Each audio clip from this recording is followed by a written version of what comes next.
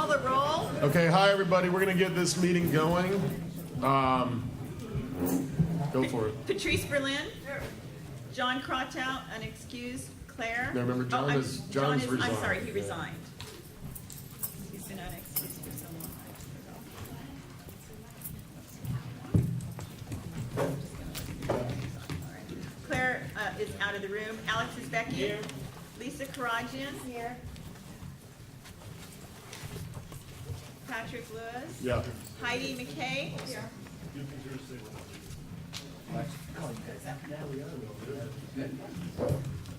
Richard Niederberg. Here. Eric Previn. Here.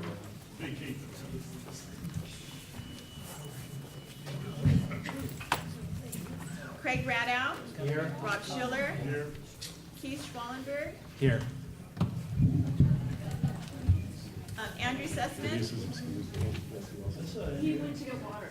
Yeah, he's coming back. Okay, so, okay, he's present. Rita Villa. So you let just shave an hour off. Richard Welsh. Hello. And Denise Walving is excused. So we have, Sussman's here. You mark him, yes?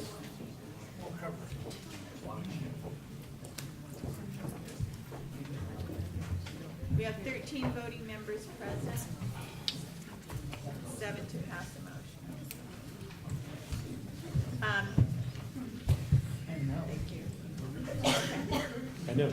Put it away. You will. Okay, do you want to start the meeting then, Catherine? Yeah, well, let's go to number 2, approval of board minutes. Did everyone get the board minutes? Did everyone have a chance to look them over from May? Yes, I got comments. I've incorporated the comments. Okay, So I asked So for we're good. approval in the absence of objection. yeah. Any objections? Cool. Okay, number 3, update by the president. Hi, everyone.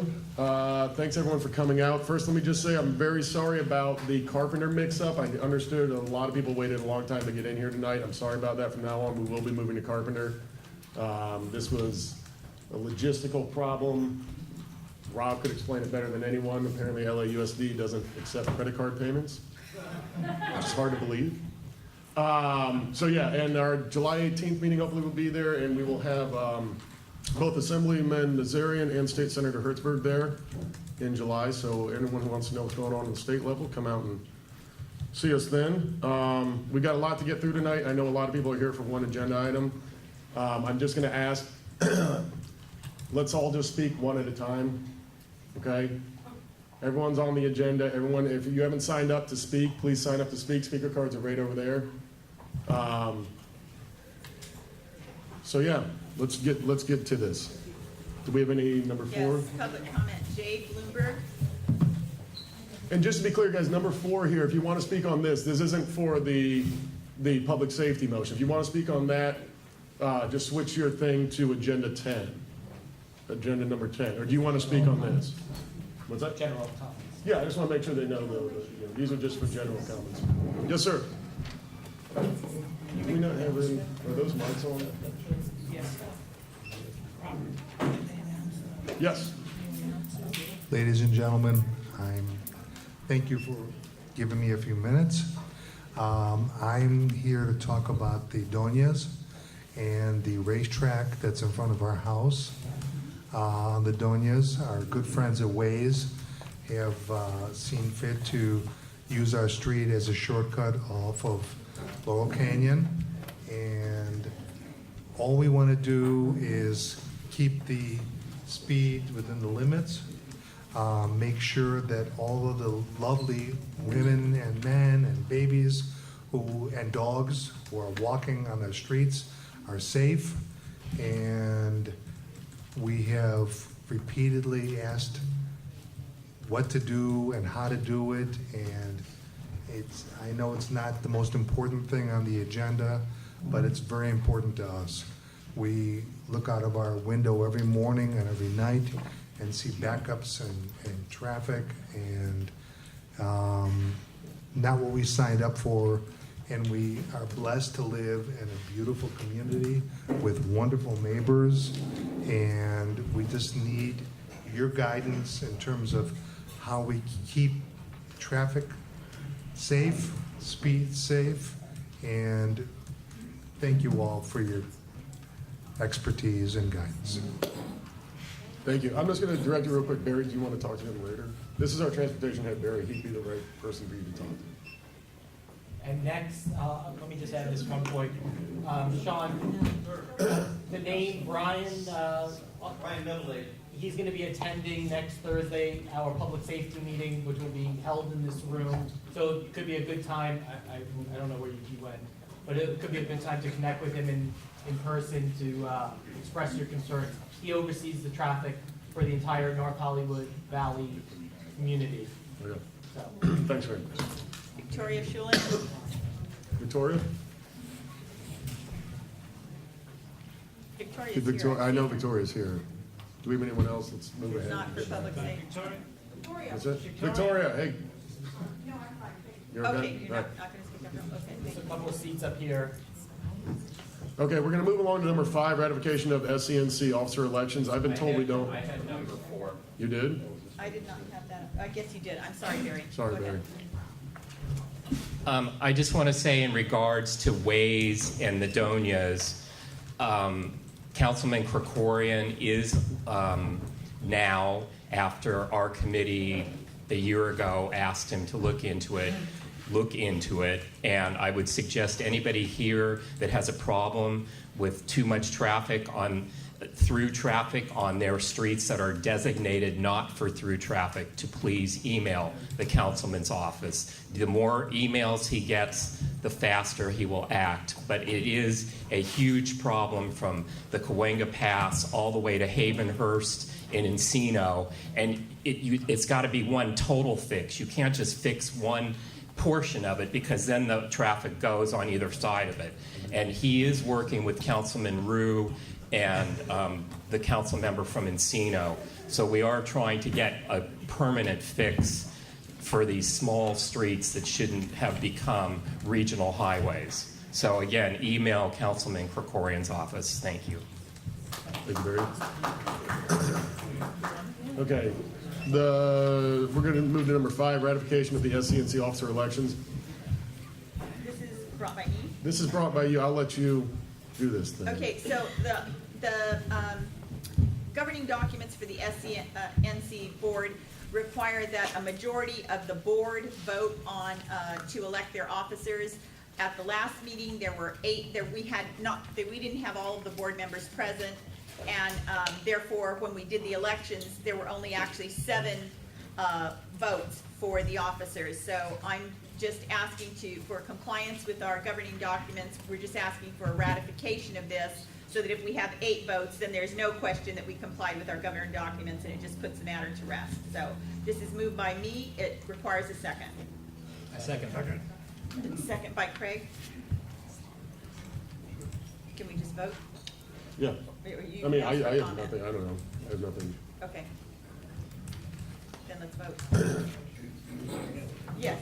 All in favor of ratification of the officers that were elected last time, and the officers that we're referring to here are the president, the vice president, and the treasurer. All in favor? Okay, so we have unanimous. Okay. Thank you. Okay. Thanks all. Let's move on. Jessica is actually texting me right now that she is stuck in line. Oh, here she is. Jessica says she's walking up right this very moment. So any second, Jessica's going to walk through that door. And okay, well, in the meantime, we're going to hear from Rob Schiller. This Saturday, we're having our 2nd annual summer kickoff in the park at Moore Park. Free Johnny Rockets hamburgers. We have an ice cream truck this year. We've got live entertainment this year. We're going to have rides, games, prizes like last year. Last year we had about 500 people come through. So we'd love to see you there this Saturday from 11 a.m. to 3 p.m. And if you'd like to volunteer to help run game booths, or any of your children need volunteer hours, we can use your help. Thank you. Okay, I don't want to just have some dead time here, so we're going to skip from Jessica and Tanaz. Tanaz isn't here either. I don't see her. So, Officer Smith, would you like to come up? Sure. So we're going to move on to agenda item number 8 right now.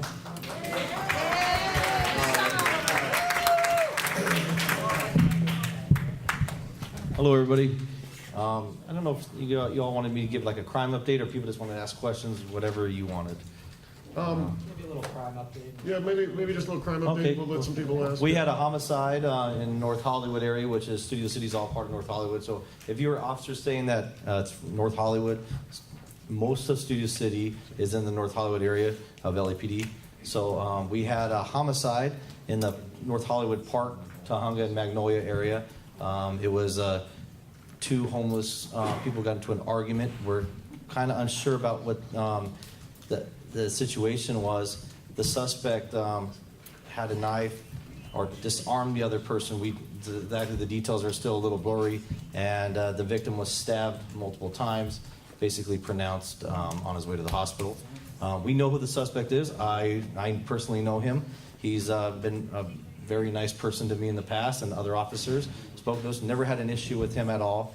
So like I said, I can't get into the motivation of what happened there because I have no idea. So we are looking for the person. He's a named suspect. That's the biggest thing that's happened lately. I know people have dealing with traffic issues and stuff like that. And if anybody knows how to tame ways, please let me know, because I have no idea how to do anything like that. And just people have been complaining about different issues, so I'll just tell you, Woodbridge is one of the streets. People say it's a highway. We've had officers out there shooting laser. We call it shooting laser and radar. The average speed from there is a 25 to 30 miles an hour zone when you come down. Most people do not violate the speed more than 5 miles an hour. It looks a lot faster than it is because it's coming downhill. Officer Mevele, Brian Mevele, is an awesome guy. He's a motorcycle officer, but he's basically like the senior lead officer for me for the Valley traffic area to here. Him and his friends went up there and wrote 130-some tickets in one day. Most of the tickets he wrote were Studio City residents. So everybody's saying it's ways. I guess the citizens don't know where they're going, but it's most of them were Studio City residents. And 130 of them. So, and it's very hard on those streets to actually stop somebody for speed that's too narrow. So if an officer stops somebody, it'll stop the whole line throughout the whole thing. So what they did is they had a person shooting radar and stuff, but they were getting people running stop signs. That was stop sign violations, 130. So if anybody attends next week, he can explain more than that. I wasn't with him then. I was in Key West. So anyways, any questions for me? Anybody? Yes? What does it take to get a speed bump put in? Well, you're asking the wrong person. It takes the city. It takes a while. So I can tell you this: the city has budgeted a certain amount for doing speed bumps, and every year I think it's in October they look at requests for them, and then they go throughout it. It's they're starting to get more and more money for this, and speed bumps are a great way to slow things down. But it's just like anything. Like the city came out of the recession later than businesses do. The city went into it later than businesses do. It's just the way it is. Yep. And so they are getting more money for such things like that because it's way cheaper to put a speed bump in than an officer. And then, so just so you know, too, like Studio City area is about 5.8 square miles. My area, Rampart Division, is 2.2 square miles. They have about 10 units, basically 20 officers at any given time. I have one in Studio City area, my area, which goes from Mulholland to the 101 freeway, Coldwater to the Wash, a little bit further, sometimes over to Fulton, all the way to Lancashire. One. So when people ask, can you watch this stop sign? Can you do this? The broad answer is no, because we only have one unit. And if I'm out there, it's 1.5. So just to let you know where we're at. Anybody else? And to be honest, for the speed bump issue, Jessica is actually, there's a protocol with the city that you can follow. Right. And wherever she is, she can help you out with that. Yes, ma'am. Hi. I know that you are very limited. Does our city have any plans to hire more law enforcement? We just got a new chief, so you would have to ask the gentleman. He's a very nice person. He's a good officer. He loves the Valley. I think he is going to put more resources in the Valley. I just spoke with him yesterday. He worked the Valley a lot of part of his career. He knows the Valley has been understaffed. His goal is to make each division, we call it division, North Hollywood division, more self-sustaining than having other outside people coming in like our metropolitan division to do crime. His goal is to give my captain, which is basically a chief of police, every division's captain is basically, my captain's in charge of all North Hollywood, which is bigger than most cities. So to give them the power to use the officers as they see fit. So that's his goal, and that's old LAPD ways of like staffing. So he wants to go back to we have more people here. So I think that would be better. So, yep. Yes. So like you say, it may be about allocation, not necessarily hiring more. And the Valley has 40% of the city's population, but we in no way get 40% of the services, including police. It's maybe like 10. So I mean, I'd even be happy with 20% of the officers here, which we don't even have. I would say it's both. It's both hiring more. We have over 4 million citizens in this great city of ours, and we have less than 10,000 officers. So how can that many officers police that many citizens? And it's upon all of you to help out. The policing is not meant for all police to do all the policing. Citizens need to do about 75% of it, and the police do about 25%. So people getting involved is the only way we're going to do this together, and that's the truth. Yes, sir. When it comes to traffic, it's understandable that everyone wants safe traffic, for residents and children and dogs.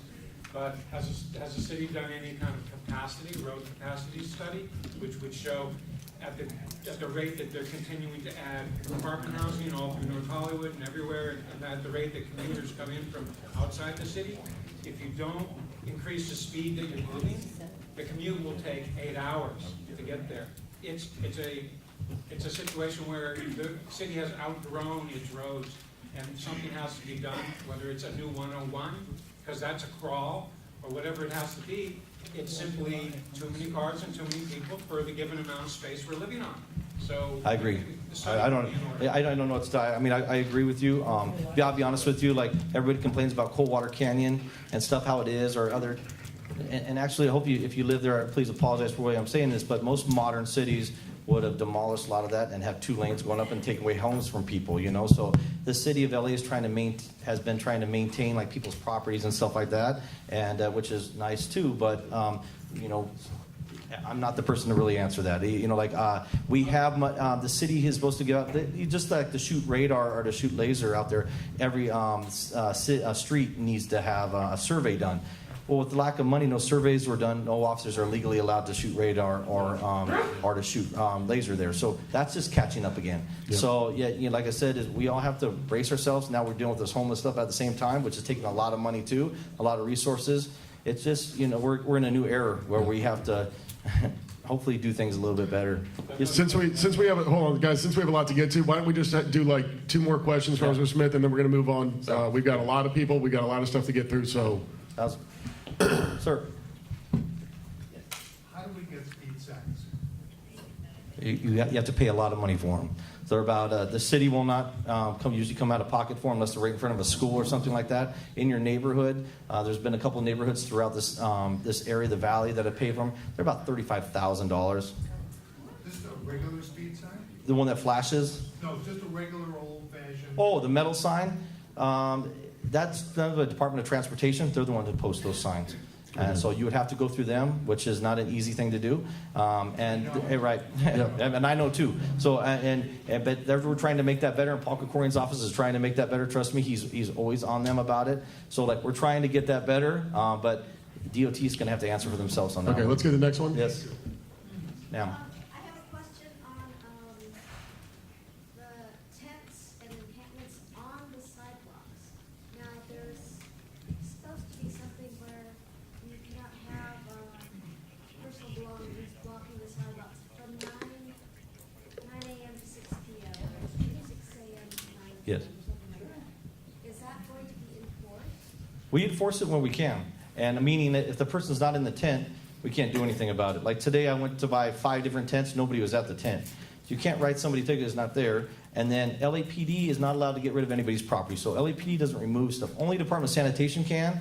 They have we have Sergeant Case right over there. He's in charge of a team that goes along with sanitation. They're a very great team. They're a very small unit, so they need to grow. But as far as like that's going, and that's just a citation on our parts when we're there, and that's all we can do on that. There's particular areas that are impassable because they're underneath the freeway, Exactly. overpass. Yep. And either you jump out into the traffic or you just cannot get around. The law still does not allow LAPD to move anything like that. I can't move their property. I can't touch their property. Okay, can you help us with some signs? I don't do signs. That's come from the city council's office to get the signs there. So you could ask Jessica. You know what? We're going to have Jessica come up. And she's with CD2, and she'll be able to answer a lot more of those kind of questions. Thank you, Officer Smith. I hope you're going to stick around.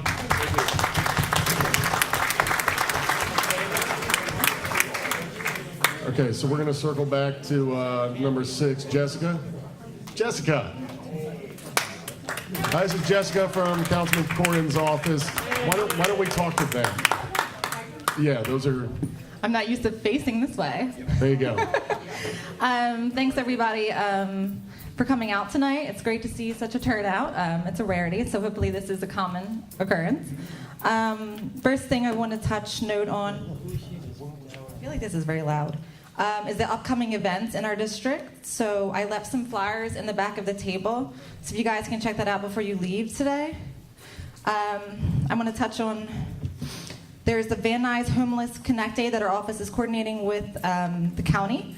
My colleague Lorraine Diaz is the one that spearheads this. She handles most of the homeless issues in our district. That will be Thursday, June 21st, tomorrow, from 10 a.m. to 1 p.m. at 6425 Tyrone Avenue.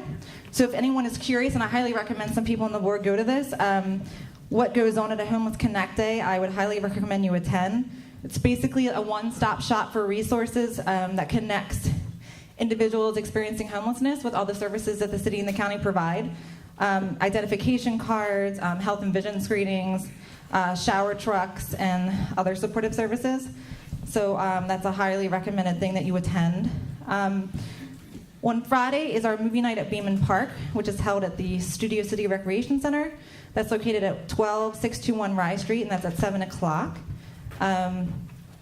The first movie they're showing is Wonder Woman, so here's the flyer, and it's also in the back. Our next event is our NoHo Summer Nights, which is in North Hollywood. Something before that one, Jessica. Oh, I know. That's your event, but that's your event. I will get to that. It's also your event. I know, I'm going to get to that. So, the June 23rd NoHo Summer Nights, those are left in the back as well. And then the totally awesome, fantastic party at Moore Park on Saturday. I'll be there at 11 o'clock. Before NoHo night. Yeah, you can do both. I actually will be at both, just so you know. And two other things. July 1st, a Sunday, from noon to 4 at the Campo de Cahuenga, there's going to be a Taste of Scouting event that I highly recommend anyone come. It's a great place for history, for the local area, and for California in general. That will be on Sunday, July 1st, and I will be there. Last but not least, Studio City Library, which is located at 12511 Moore Park Street. They're going to have two events, one June 27th at 4 and one at July 12th at 4. So if you're interested in hearing anything about that, please come see me, and I can have you sign up for our newsletter, so you'll get that information. Okay, and I have those flyers here, and they're also in the back. There's tons of things. And please, if anyone's coming in here, if they can sign in the sign-in sheet that's over there. There's a bunch of pens if you haven't signed in. Jessica, do you want to just open up the questions? I was going to first say what I have to say, and then I'll take questions. Sorry. No problem.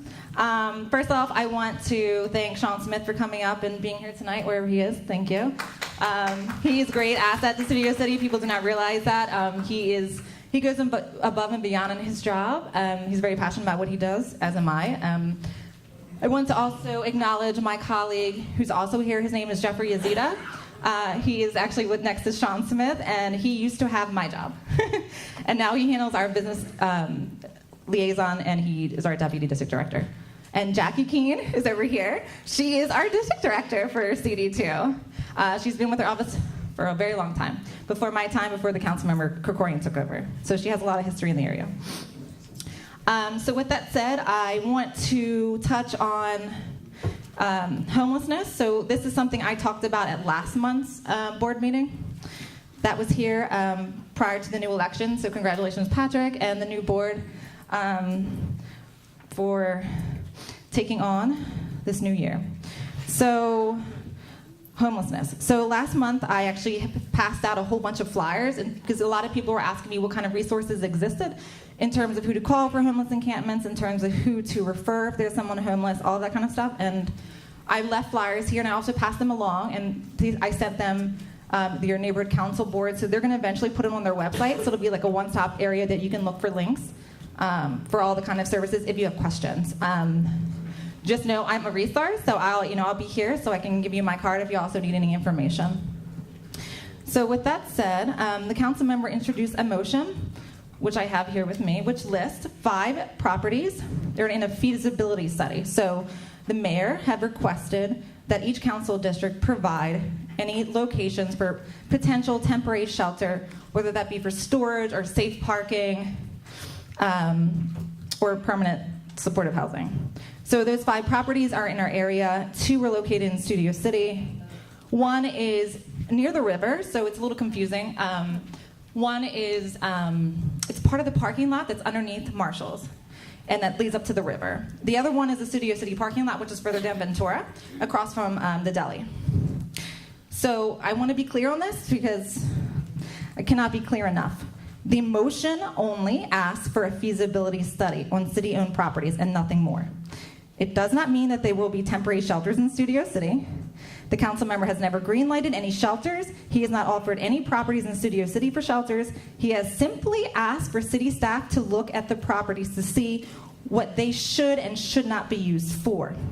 Some properties, some may be useful for something, some may not. That's pretty obvious. When it comes to a parking lot, you can only use it as a parking lot or storage. It doesn't make any monetary sense to knock it down and build something there. So that is not a feasible thing. So this was required from the city administrative officer, and the report will not come out until late summer. And I don't know if Tanaz is here, but the mayor's rep can speak more to that issue. She's in line and parking. So when Tanaz is here, I will turn that over to her, but she'll talk more about it. So the city administrative officer will send out the report, which will detail what, if anything, can be used for that. So when we have that information, we will make more informed decisions. And of course, I want to hear from the community. So at this point, I feel like I should go over some stats, but I don't want to get into too much of that because people love stats.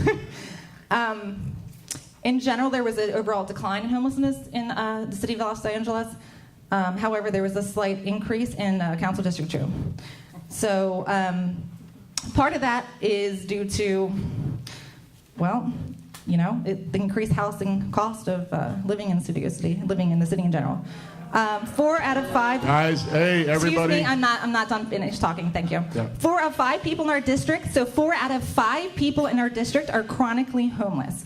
That means the increase is accounted for by people falling into homelessness. 70% of the people homeless, and by the way, I don't want to get to too much stats, but if you're ever interested, LASA on their website has a list of statistics that are available on their website, council district. Right now they're just council district specific. I've asked them to provide me with more specific details for locations like Studio City and Valley Village. 70% of all homeless people are between ages 25 and 54. 73% of them are men. 98% of them are unsheltered, meaning that 98% of the people who are homeless in Studio City have nowhere to live, have absolutely nowhere to live. And the people who are homeless have been living here for quite some time. I know that there is a lot of skepticism and myths that are going around, and I want to be pretty frank with you. I'm in the field. I'm a field deputy, right? So I go out into the area. I have spoken with constituents. I have, with LAPD, gone to these encampments. I've spoken to some homeless people. I've gotten to know them. It's not something that I understand there's fear involved. Trust me, I'm a woman, I get that. But a lot of it has to do with educating yourself and knowing what's in your community, and also being aware who your neighbors are. So I definitely recommend people do that. Our office was mandatorily required, including Councilmember Krikorian, to be involved in the homeless count this year. I myself was located at Studio City. So I was out there as well as a couple other of my colleagues in Studio City, in Valley Village, doing the homeless count.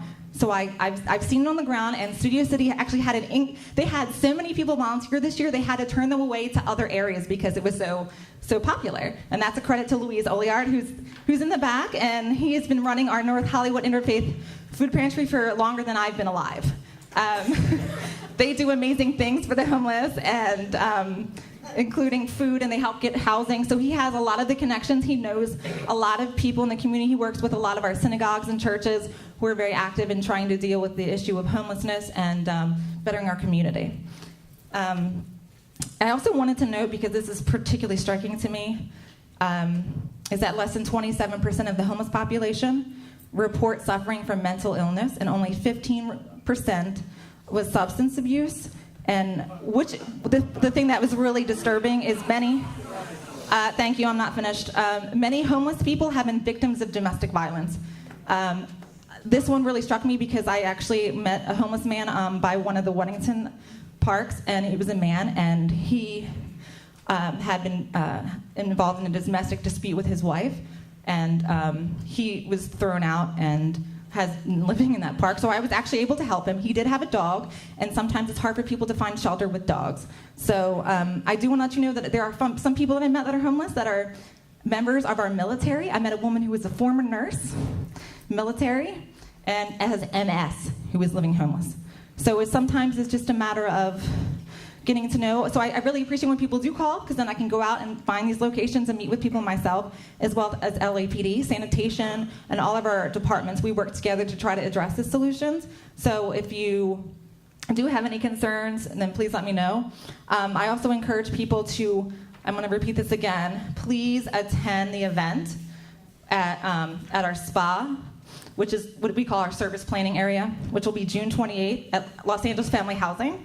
They're actually not far from North Hollywood, not far here from at all, and they deal a lot on the ground with communities trying to get people services, housing, mental health services, and prevention services. So people don't know this, but there are a lot of people who call me and they say, I'm in danger of potentially being homeless. What can you do? So I refer them to LA Family Housing, who then help them be able to find funding to pay them for their rent so they're not another person homeless. I've had myself many times had to save people because I don't want anyone homeless, right? My job is to help people, and I feel that I go above and beyond that. It's what I think is my duty. So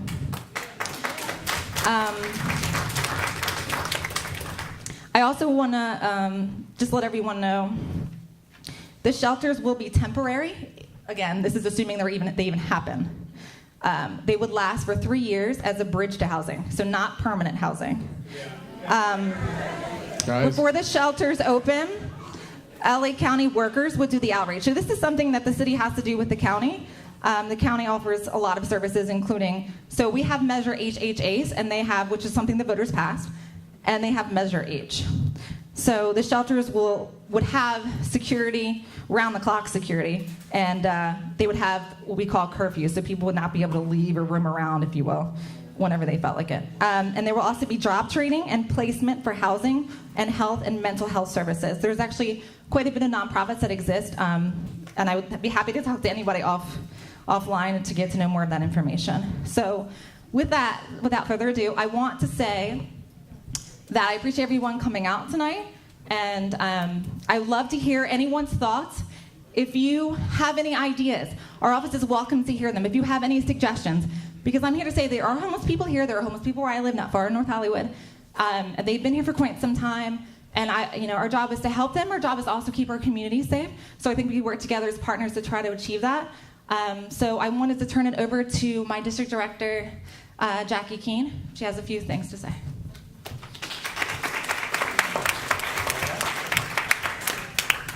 Thank you. I won't be long. I know you've got a full agenda. But we felt, based on the amount of emails, calls, letters, social media, this is very important to us and to you as a community. And so we're here tonight to listen. As Jessica explained, the councilman did introduce a motion, as all the council members are asked to do, to identify all available city-owned properties, whether it's DWP under a power line, whether it's a garage, whether it's a vacant lot, or if it's a hillside parcel. The voters approved, as Jessica mentioned, the homeless initiatives, so the cities have to answer the call. The mayor declared a state of emergency. There's only one temporary shelter in the San Fernando Valley.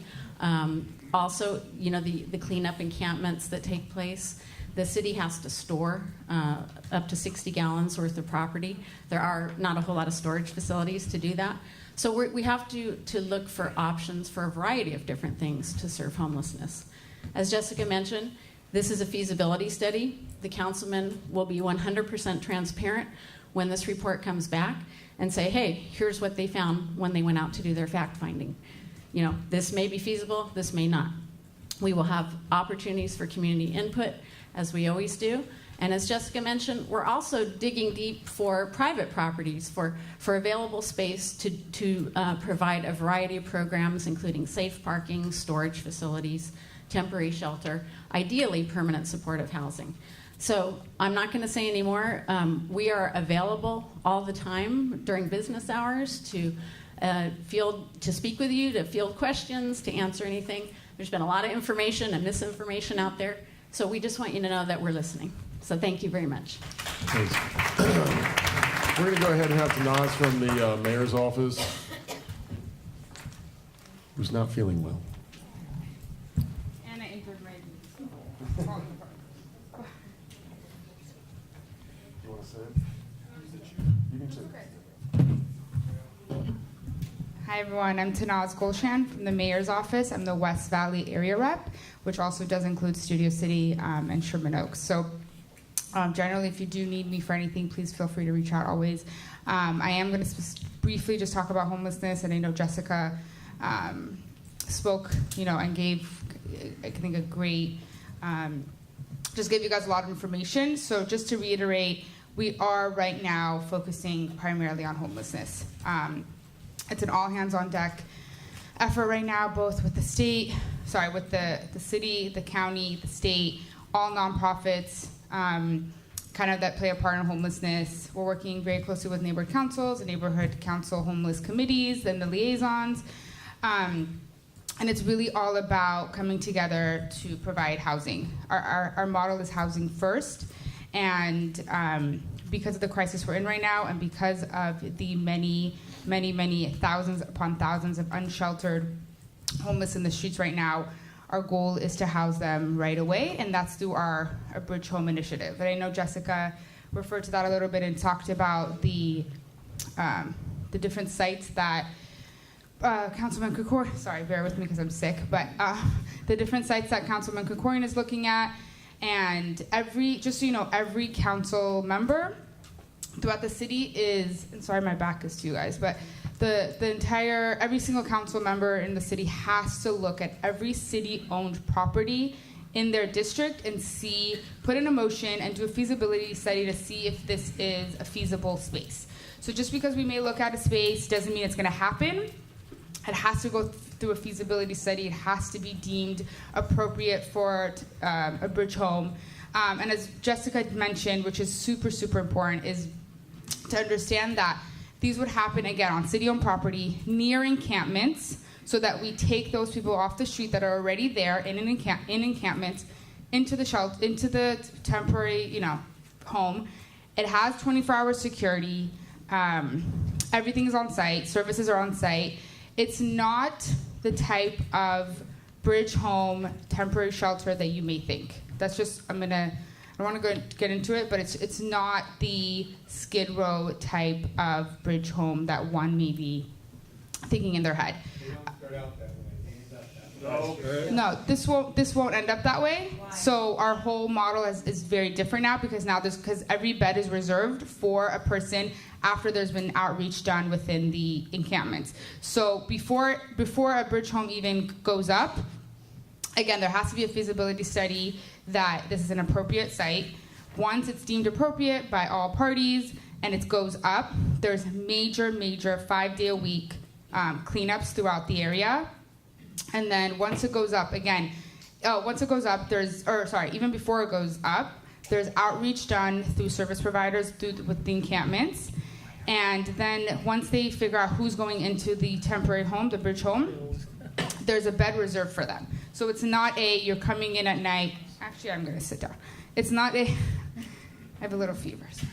It's not you're coming in at night just to sleep there and you're leaving again in the morning. You have this is your home. It becomes your home. Again, there's 24 hours security on site.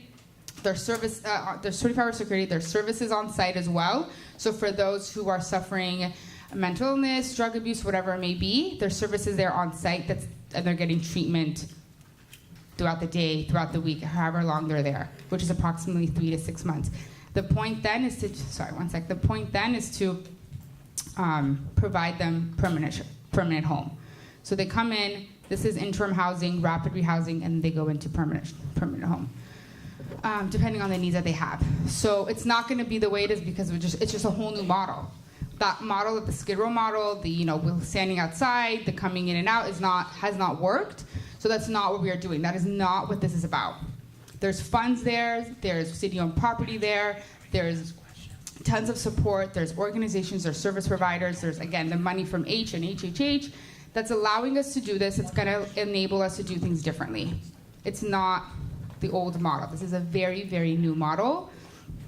And along with the bridge home, which again has security, has services on site, it's reserved beds, it's to get people in there, to get the people who are already in the streets, right there by the sites, into bridge home, and then the goal is within 3 to 6 months to get them into permanent housing. Tanaz, do you mind if we open it up to just a couple of questions? Sure, please. Yes, you had your hand up. So I keep hearing 24/7 security, but can you define that exactly? Because most homeless people do not like to stay confined indoors. They like to be outdoors and roaming around. So the security, you can actually be, once they go inside at night, are they restrained? Are they constrained from leaving at night and roaming the streets where our kids are walking with our families? No, so again, these homeless people are human beings. They're not monsters or animals. So they're allowed to be free. I'm sorry to break it to you, but they aren't just, as much as you may not like them, as much as you may not like the idea of homelessness, as much as you may not like the idea of homeless having mental illness or whatever it may be, which the percentage of that is way less than you guys think. It's actually not. It's actually not. But, and you can check the homeless count numbers, LASA website, any website right now will tell you less than 40% have mental illness and or drug abuse. So I understand that, and that is why we are working really hard and really diligently, both with the county that does any kind of mental health or health. The county has jurisdiction over that. We're working very close with the county, and we have the funds from Measure H that were passed by the voters to support those with mental illnesses, to support those with substance abuse, issues, whatever it may be. So as I mentioned, these are human beings. Yes, they may have issues that you may not, but we're really trying to support them. And in order to support them, we need to house them. Safety first.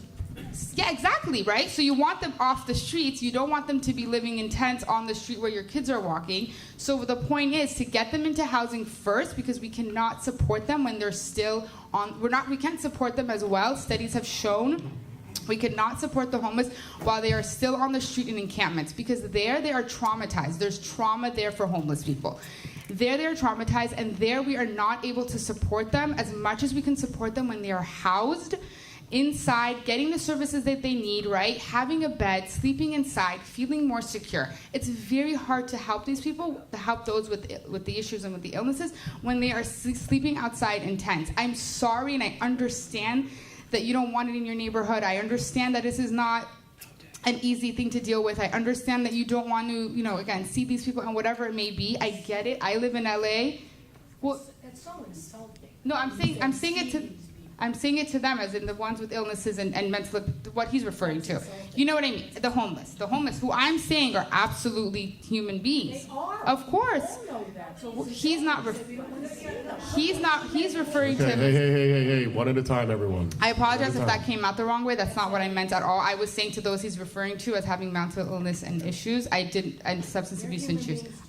That's exactly what I said. So that's what I'm saying. So I understand the uneasiness. I live in LA too. We all do here, whether we, who work for elected officials, and we understand. But again, they are very much human beings, and they deserve to get treatment. They deserve to get the services. They deserve housing. We have the funds, so we get to do it. We get to now move forward. What if they refuse the services? Thank you. So right, you can't force them. So there's methods in place or kind of strategies, I would say, in place for that as well. So the service providers that we have. Guys, everyone, we're gonna do this one at a time, okay?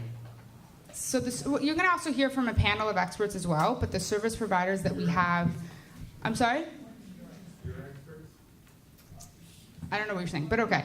So I'm saying that I'm not going to be the only one. There's a panel that's going to be speaking on this as well. But so different ways that we do that and is through, again, the service providers that have already for months and months, even years, already gone out and done a lot of outreach with the folks on the streets and those in encampments.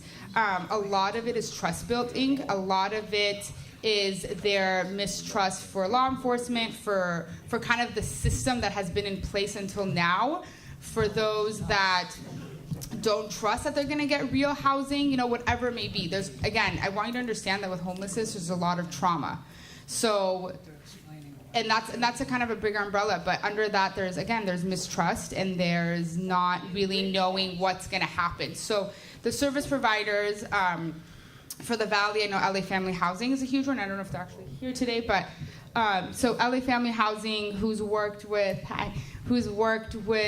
the homeless population for decades and decades now, who are the experts in the field, have gone out and done a lot of outreach with them.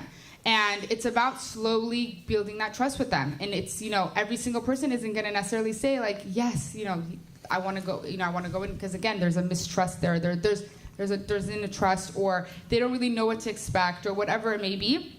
So it's about building relationships, building that trust, and slowly getting them to see that what the alternative, that going into a bridge home is definitely a better option than being out of Okay, guys, we have time restraints here, so we only have time. It takes time, you guys. It really does take time.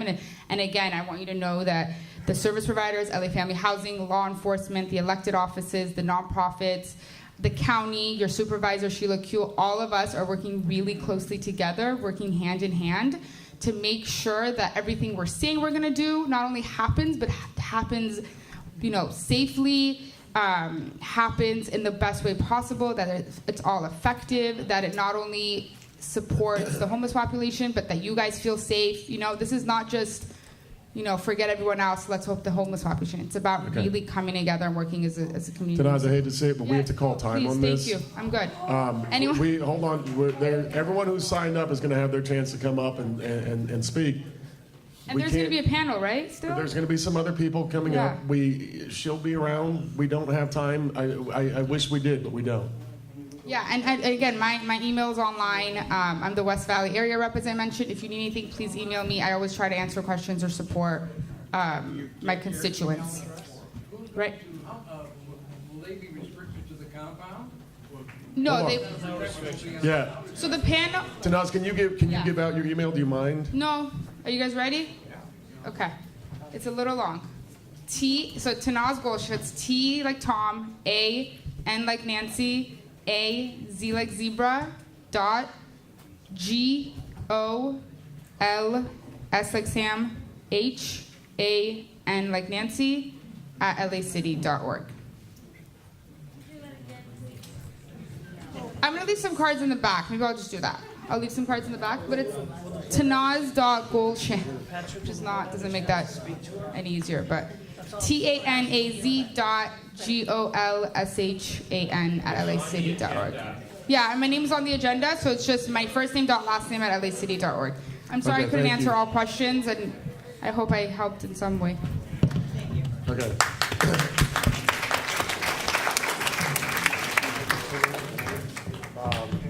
Okay, why don't we have Emily? Is Emily here? Yes.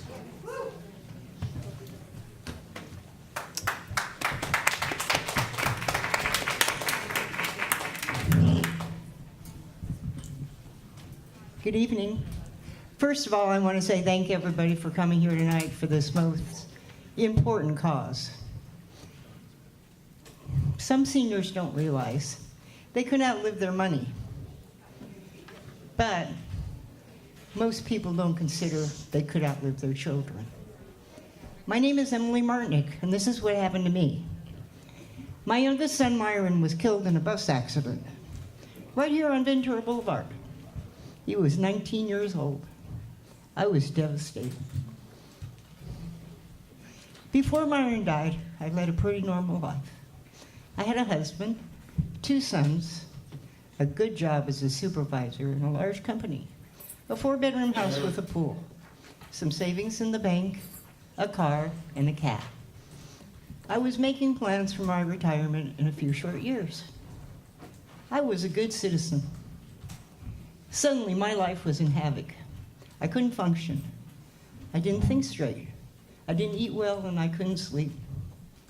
My marriage collapsed. My oldest son, Noah, he did what he could. I was just too damaged.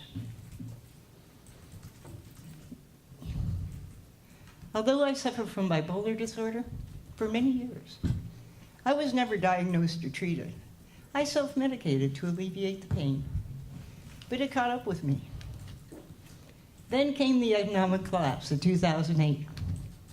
I lost my job. By 2011, I lost my home. I was facing living on the streets. One afternoon, it all seemed too much. I found myself standing over the freeway, looking down, thinking, this would be so easy. But somehow I came to my senses. I climbed back down with a new determination to get some help. I took myself to Olive View Hospital. I was placed on a 72-hour hold. I was scared to death. I didn't know what would be next. My 72-hour hold turned into a 6-week stay at a county mental hospital, where I spent my 59th birthday. Today is my 66th.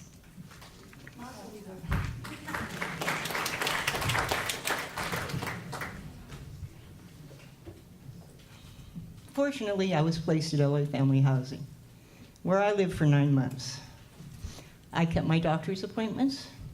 I took my medications. I even took some classes. I felt safe there. I had food to eat and a safe place to sleep.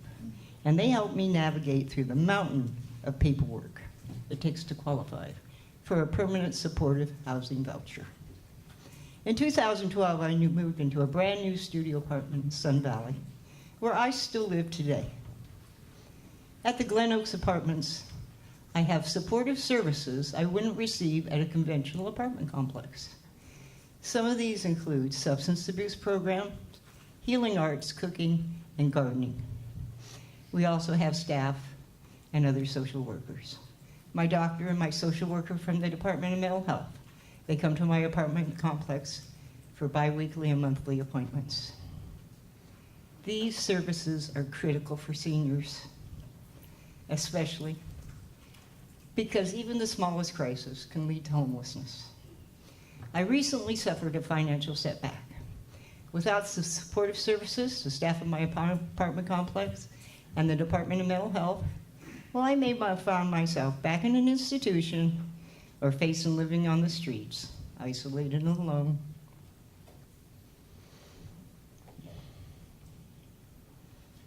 Now, I know you all think this ain't gonna happen to me, but I thought the same thing, and it happened to me. And it happens to thousands of people every single day. Let's just think about all the people who lost their homes recently from the fires and floods. I think the most important question here is, if homelessness did happen to you, and God forbid, what would you want your homelessness to look like?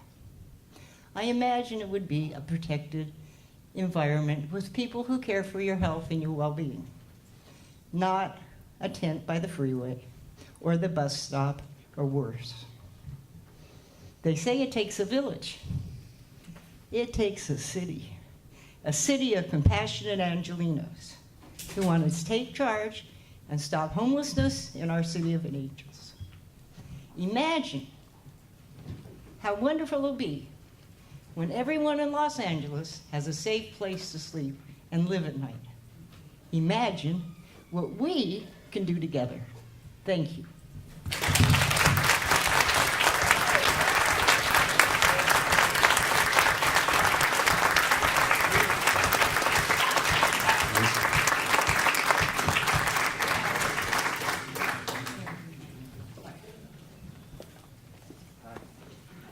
Hello.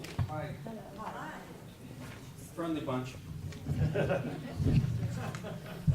My name is Luis Soliart, and I'm the director of the Interfaith Food Pantry of North Hollywood.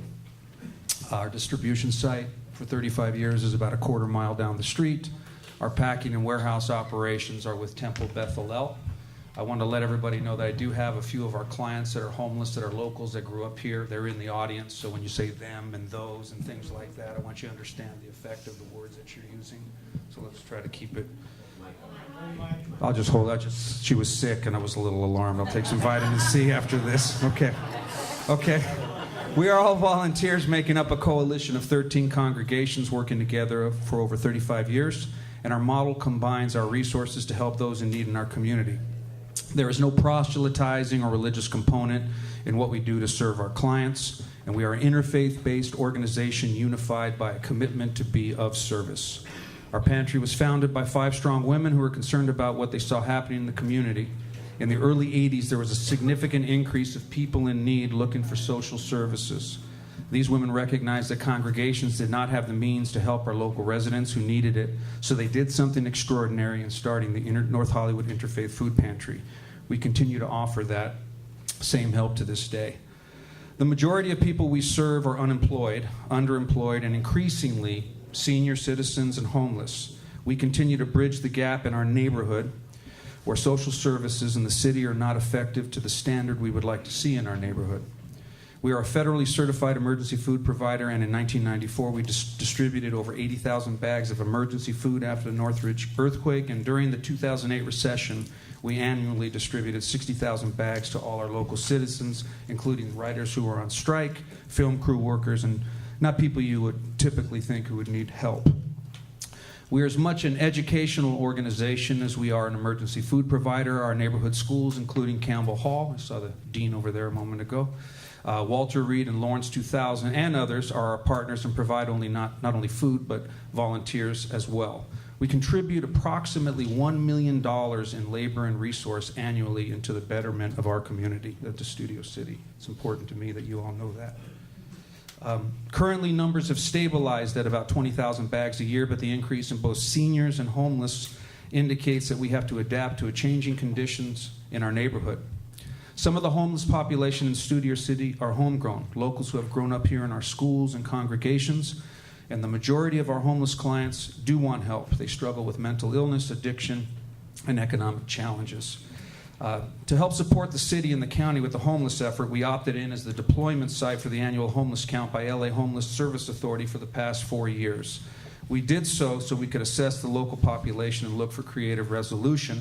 We requested and were awarded through our faith-based relationships interns whose time was dedicated to volunteering at shelters and local service centers so they could report back to us, to me really, and to get a reality on the situation, which was getting more desperate. Then we worked with ACT LA and helped get Proposition HHH passed to bring increased dollars into the neighborhood. The motions to submit city sites in question are really all part of the HHH proposition. It's all part of the plan, so don't freak out. It's just part of what we're trying to do. This voter-approved proposition was designed to develop permanent supportive housing for homeless individuals and those who are housing insecure. Its emphasis is on creating safe and affordable housing units and increasing accessibility to the variety of necessary services and programs. I feel that the proposed sites identified in question are not the right locations. Having visited these sites personally, they are not set up to create a practical and effective balance between our residents, local businesses, and what needs to be done. However, and that is a big however, because you guys are part of my neighborhood, this dialogue and efforts to bring money into our local backyard is a great beginning to start the dialogue and collaborative work that must be done to be effective in helping the homeless in our neighborhood. We need to work together. That's the extraordinary thing that needs to happen. The neighborhood needs to step into this because homelessness is everybody's problem right now. Everybody's problem. We need to work together on city proposed options to address the population in the washes, the transit sites, and the freeways, but most importantly, we first need to address the population in our own backyard. They're here, folks. Okay, human beings are here. They're living, everyone says they're not here, they're important people or this and that. I work with folks every day. They're living in our neighborhood. It's part of our neighborhood. It's part of the framework of what we're doing. So don't be in denial. Own it. Own it. It's here. It's happening. I was born in Los Angeles, and I've lived in Studio City for 20 years, and my father 20 years before that. I have raised my son here. He's off in college now, and I expect a certain lifestyle with a safe neighborhood where police Officer Smith worked the night together, and fire department, local government, Jeffrey, Jessica, thank you. Jackie, thank you. And neighborhood councils, which I'd like to see more of, are working together, the councils, and everybody's unified. The homeless crisis, as you know, is everybody's problem, and we have the ability, we do, folks, we have the ability and the means in Studio City to lead a movement by example for the city of Los Angeles. Let's begin it now.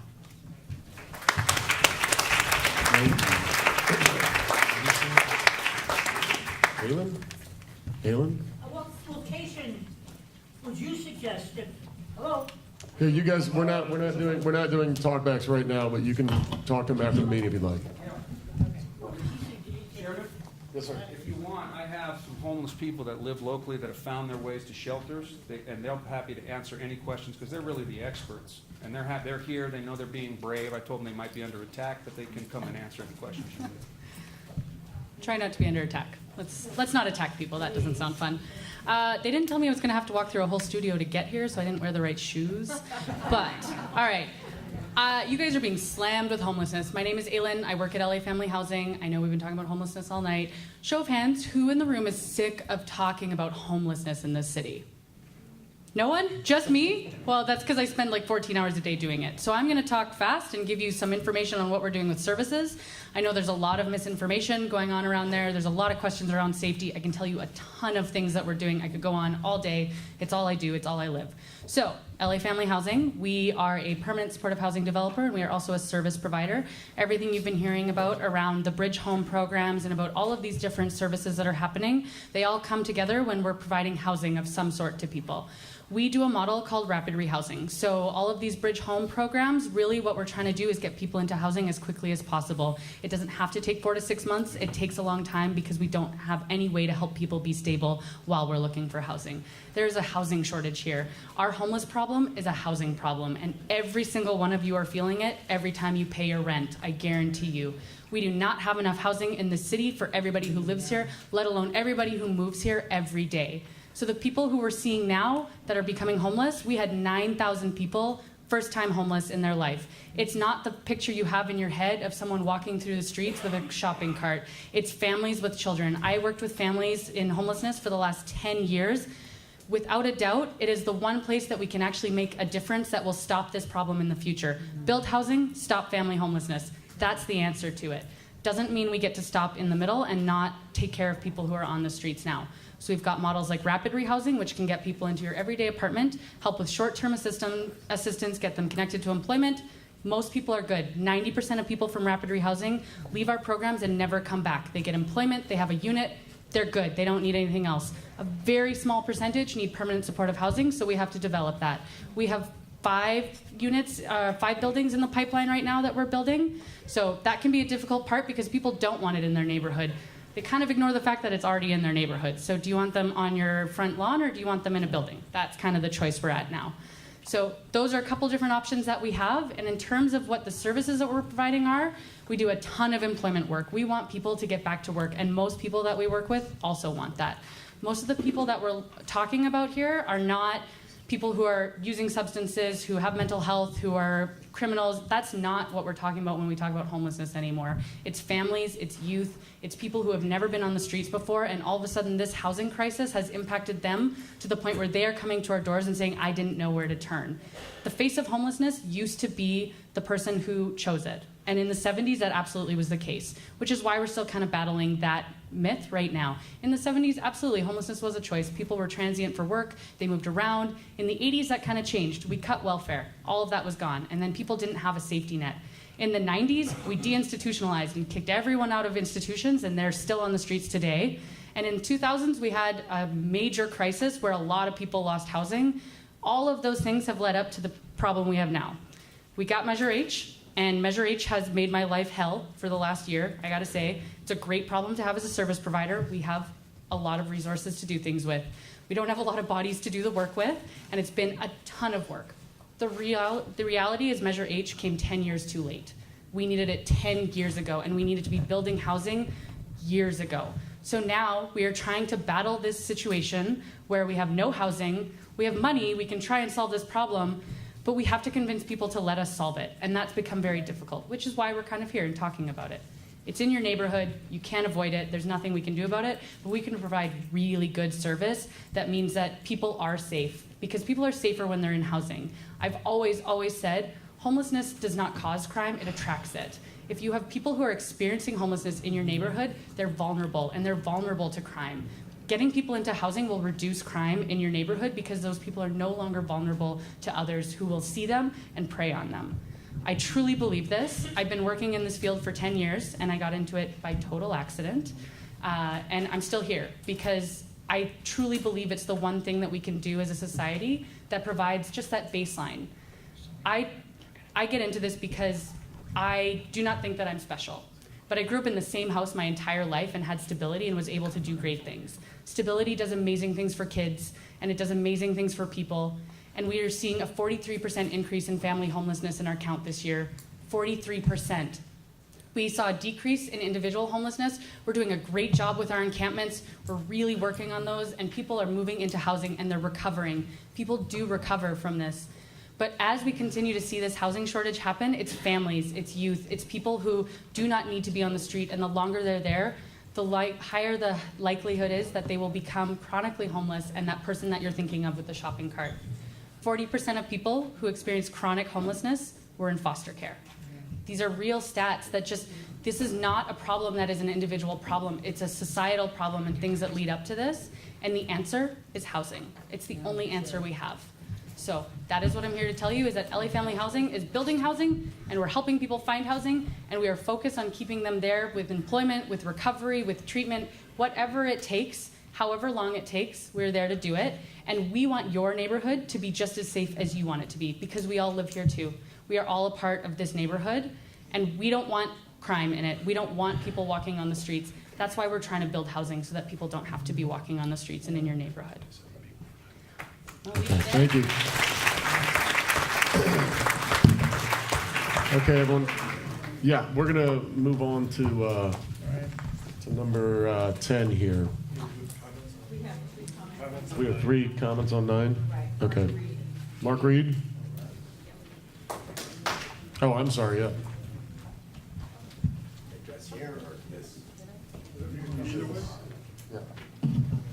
Yes, my name is Mark Reed, and I came here tonight. I'm running for Congress in the West San Fernando Valley, and I wanted to talk a little bit about the homelessness issue. One of the things that's not being addressed here is the fact that the homeless that come in for the services, which are fantastic services, and the people that are homeless here that came in, I applaud you for getting the services you need. The problem is the LAPD, the Sheriff's Department's hands are tied behind their back, because you cannot force them or compel them to take these services. So as the ones who come off the street, who have some wherewithal within them, the ones that are left are the ones that are major drug addicts and the ones that have major mental health care issues. And it is a danger to our communities. It is a danger to our families. It is a danger to our wives and our children.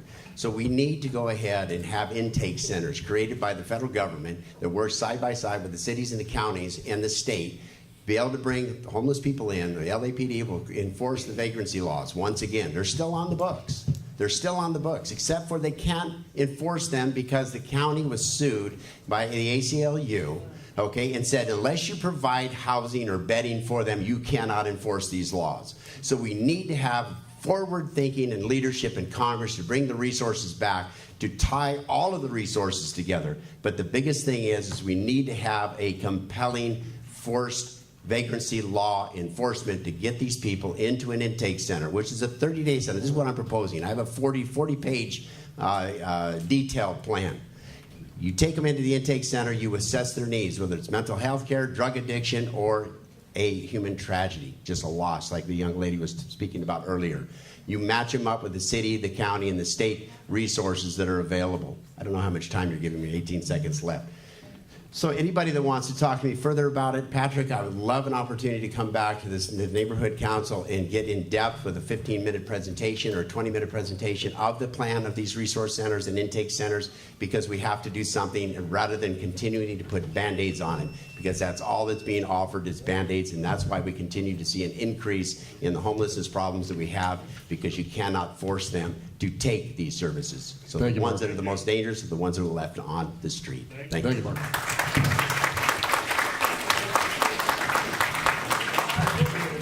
Mark Rubin. Mark Rubin. Yeah, I'll address in number 10. Okay. Okay, Drew Sweeney. Is there a Drew Sweeney? Yeah.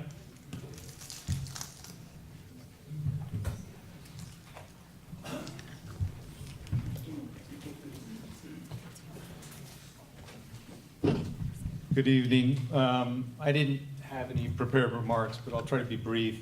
I guess I struggle with actually being a member of this community of Studio City. And I understand there are a lot of people from the mayor's office here that have an agenda of bringing a homeless shelter to our city and selling us on it. But it's hard for me to hear, the face of homelessness that's being described to me, because I work downtown and I live here, and that's not the face that I see on a daily basis. And I question how naive someone can be when they talk about putting in a feasibility study for a shelter in the middle of a business district that is right on Ventura, where these business owners, if you don't want to create more homelessness, don't set up a homeless shelter next to a bunch of businesses and residents that are going to try to actually employ people. Because nobody's going to go to dinner somewhere where they have to step over people who decided not to receive the services but did come there during the day to get some. I mean, the idea of doing this is a good idea in theory only. The idea of making all of us providing everything for everyone is a great idea. It's not real. It's fake. And when you try to actually execute it, you're going to erode property values. You're going to create crime in cities. We started out this meeting talking about the one homicide in North Hollywood was homeless related. And that's what you want to bring to my next door, right to my back door. You've got to be absurd. And all the applause is coming from people who don't live right here. So that's my comment. Okay, thank you. Okay, that's it for, okay. We're gonna move on to number 10. No, it isn't. I signed up for that one. Sorry, Gary did sign up for that. Okay. Yeah, I just think a point of clarification needs to be made right now, and Jessica tried, and that is the councilman had to submit the two public city-owned properties in Studio City. Those two, the first one across from Marshall's, it was condemned in '94 because of a sliding hillside. Studio City Beautification, which I'm a board member of, landscaped it a few years ago. Nothing will ever be built there. I can tell you that for sure. They're not going to put homeless people in tents or build anything there on land that could slide. But he had to submit the address because it's owned by the city. So for the record, that's the story there. At the parking structure, the only thing that is ever going to be is a parking lot.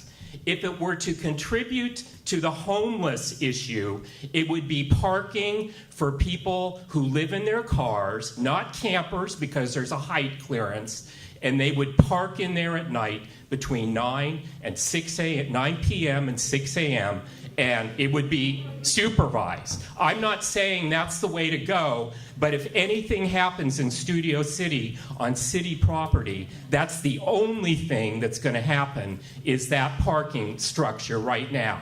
If we get any permanent supportive housing, it's going to go on private land. So we need to quit talking about housing being built where the parking structure is. Again, it is only ever going to be people who live in their cars between 9 and 6, and it would have a sunset. It would probably be for 3 years. So let's get this straight right now. Thank you. Okay. So we're gonna go on to number 10. You probably signed up for number 10, which we're gonna get to right now. So I'm gonna let Craig, because he brought this motion, I'm gonna let him read motion A. And again, everybody, when people are talking, if you agree with them or don't agree with them, that's fine. You'll have your chance. All right? Craig? Yeah, the motion reads, Microphone, please. yeah. In regards to City Council Motion 18-0357, presented by Councilman Paul Krikorian, the Studio City Neighborhood Council is strongly opposed to any review, assessment, and/or development of the properties located at 11220 Ventura Boulevard, 12225 Ventura Boulevard, or at any additional Studio City location in regards to providing temporary or permanent homeless shelter, storage facility, and/or parking. We are facing a homeless epidemic in Los Angeles, and we strongly recommend finding appropriate shelter and mental health locations in less residentially populated and local business-driven neighborhoods. Okay, now we're gonna have public comment from this. And I'm gonna call out 2 names at a time so that who's ever next can be ready. So whatever the name is first, we can come up and speak, and whoever is next, know that you're on deck. Arnett Travis and Ann English. Arnett?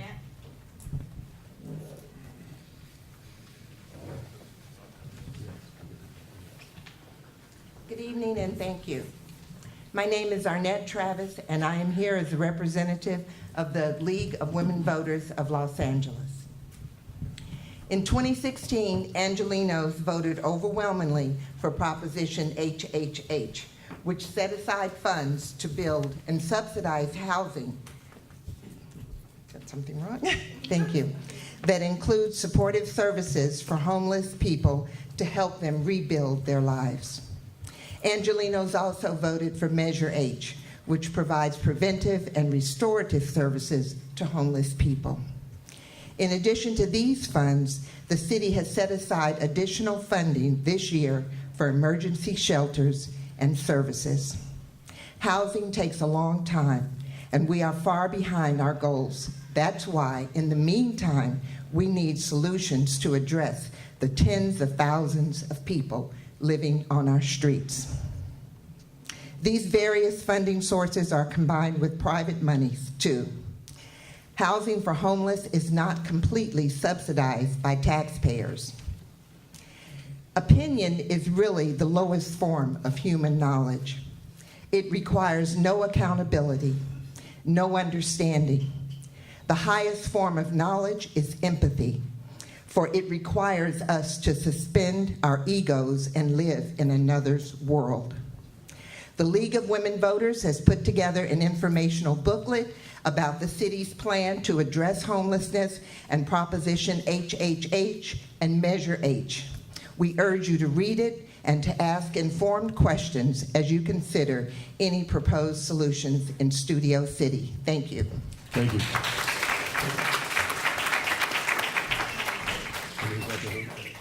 Who's that?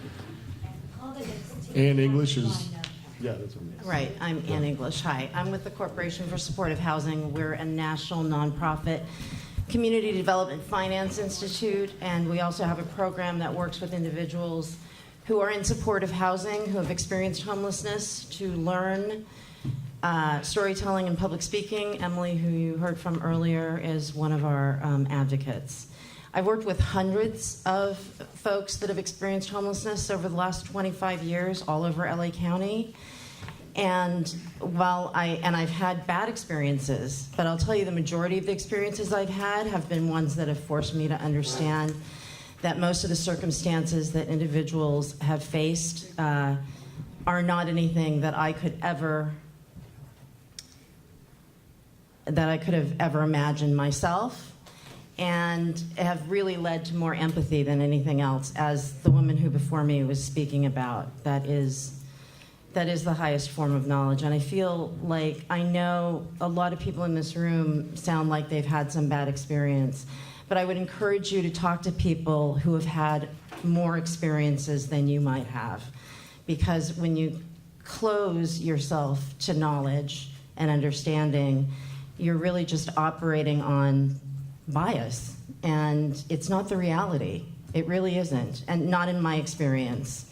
And there's a lot of research that's been done in the last 25 years. There's a lot of data. We have a lot of it. I encourage everybody to read that pamphlet that the League of Women Voters put together. It's highly accessible talks about permanent supportive housing and the homelessness issue in a really, really accessible way. So I encourage that. I encourage people to talk to people. Keep an open mind. Remember that, you know, what you see in your community is this much of what the reality is. This much. So, thanks. Thank you. Michael Sherman. Michael Sherman, and after that is Kirk Fogg. So, Kirk, you're on deck. Can you say your name when you step up to? Sure, I'm Michael Sherman. I live on Rhodes Avenue. I live right by Footbridge Square. First of all, a point of clarification is the council here, as the statement you read, Mr. Radow, is opposed to this idea, correct? Correct. So that is the council's position. No. That is the public. That is okay. That's what I'm trying. Pass in my public safety committee. Okay. And then I bring it to the full board. Got it. That is not all right. So I'm speaking in favor of the opposition. I certainly have been here listening, and I don't question the good intentions of everyone who has spoken on behalf of the homeless shelter, whatever state form it takes. I believe there's goodness in your heart, good intentions, optimism that all of that will work. I would hope that anyone who stands in opposition to my support of your position would also give me the credit of having goodness in my heart as well about this. It's not a point of goodness and good intentions. My concern, and I'm just putting this on the record, was represented at the beginning of the meeting when a nice lady over here was asking about tents blocking the sidewalk to Officer Smith, correct? And to the point of where she was asking, the tents are blocking the sidewalk and I have to walk in the street, and this is no criticism of the officer, this is where he's left to be. He said he couldn't do anything about it. So these are vacant tents on the street, and nothing can be done about it. So my concern is when all these good intentions, everything's put into place, when things don't go as well as planned, I don't believe that the city of Los Angeles is that motivated to do anything to protect the neighborhood. That is my doubt, and that is my concern. I wish the best for anyone who's fallen into homelessness. I know the same people who have fallen into homelessness and have the same experiences and sympathy for them. But this is an issue of safety, and I don't feel safe given the city's position and their willingness to fight for me. Thank you. Thank you. Kirk Fogg. Up next is David Nicholls. David Nicholls, you're after Kirk. Hi, I'm Kirk Fogg. A lot of emotions about this because the last time I went to a meeting was over at the Valley College. I don't know if anybody else went to that meeting, and there was no comments. Well, there was a few comments, but you had to submit them really early. All of the council people were there. You guys were really on board with this Prop HHH. I knew it. I saw the enthusiasm. I turned to my friend. I said, wow. I said, they're into it. I said, they are ready to go with this Proposition HHH.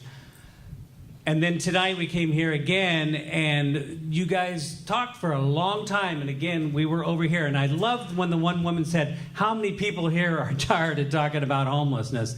And no one raised their hand, because we haven't had a chance to talk yet. All we're hearing is how great this Proposition HH is, and it's all about homeless. It's all about the shelters. It's all about the shelters. But I'm not feeling safe in this city. I'm a person that pays taxes. I pay huge taxes. I park on the streets. I pay huge parking tickets when I'm 2 seconds late. And yet people can live anywhere they want to live. And I'm going to say it. Mark Reed said it all. I don't know who this man is, but he said it. There's no deterrent in this message at all. And that's what scared me when I walked away from Valley College the other night. It's great. I say, you know what? I'm saying, yes, let's put the money out there. Let's give it. But we have to have deterrent. If there's no deterrent, this program's not going to work. I don't care how many houses you built. You know, they built a lot of houses in New York City back in the 50s, huge ones. And they spent like 30 years trying to figure out how to tear those back down because they became nightmares. And so housing, I understand the heart, but without deterrent, and with the ACLU running the show and not allowing any of the deterrent, Thank you. there's no solution. Kurt, thank you. Up next, David. After that, Mark Anthony. Mark Anthony is on deck, please. Hi, my name is David Nicholls, and this is my partner, Nora Natali. We're the co-owners of a small home decor shop on Ventura Boulevard called Moti Casa. It's literally right next door to Art's Deli, which is probably more familiar to most of you. Also, I just want to underline what's been said here before, which is I think everybody in this room has tremendous sympathy and concern for anybody who's homeless. And I will tell you, quite frankly, I voted for Measure H and Measure HH as well. But as they say, the devil is in the details. And so we're here to kind of discuss a little bit of the detail, which in our case is the proposition of building this temporary 3 years shelter in the Wells Fargo parking lot. And I must also underline something that's been said earlier, which is that the homeless people that we encounter every day on the street in front of our business and frankly coming into our store are the people who experience the most severe mental illness, the most severe substance abuse.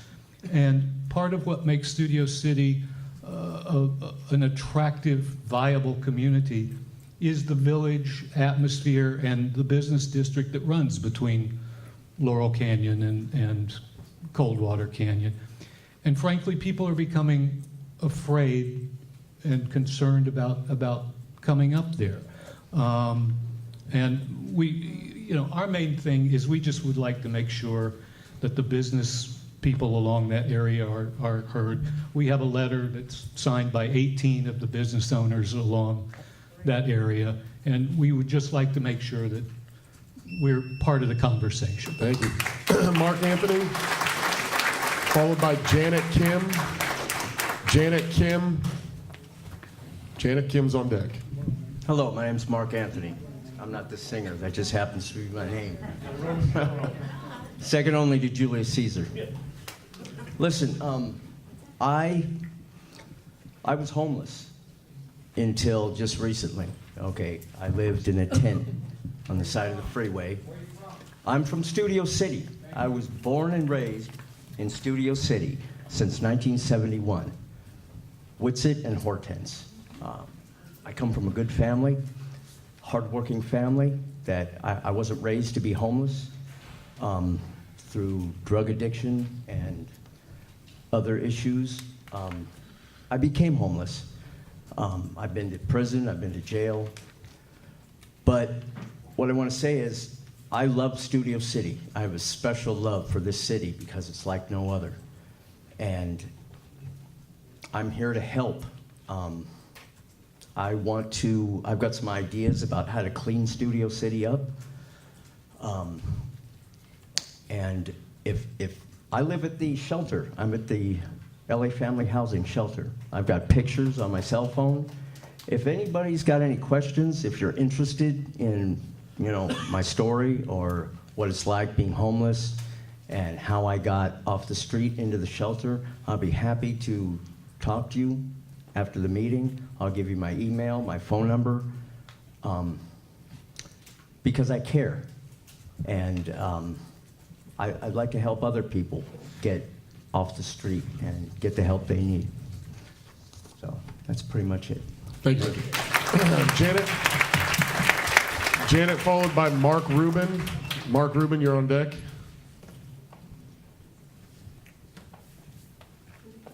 Janet Kim.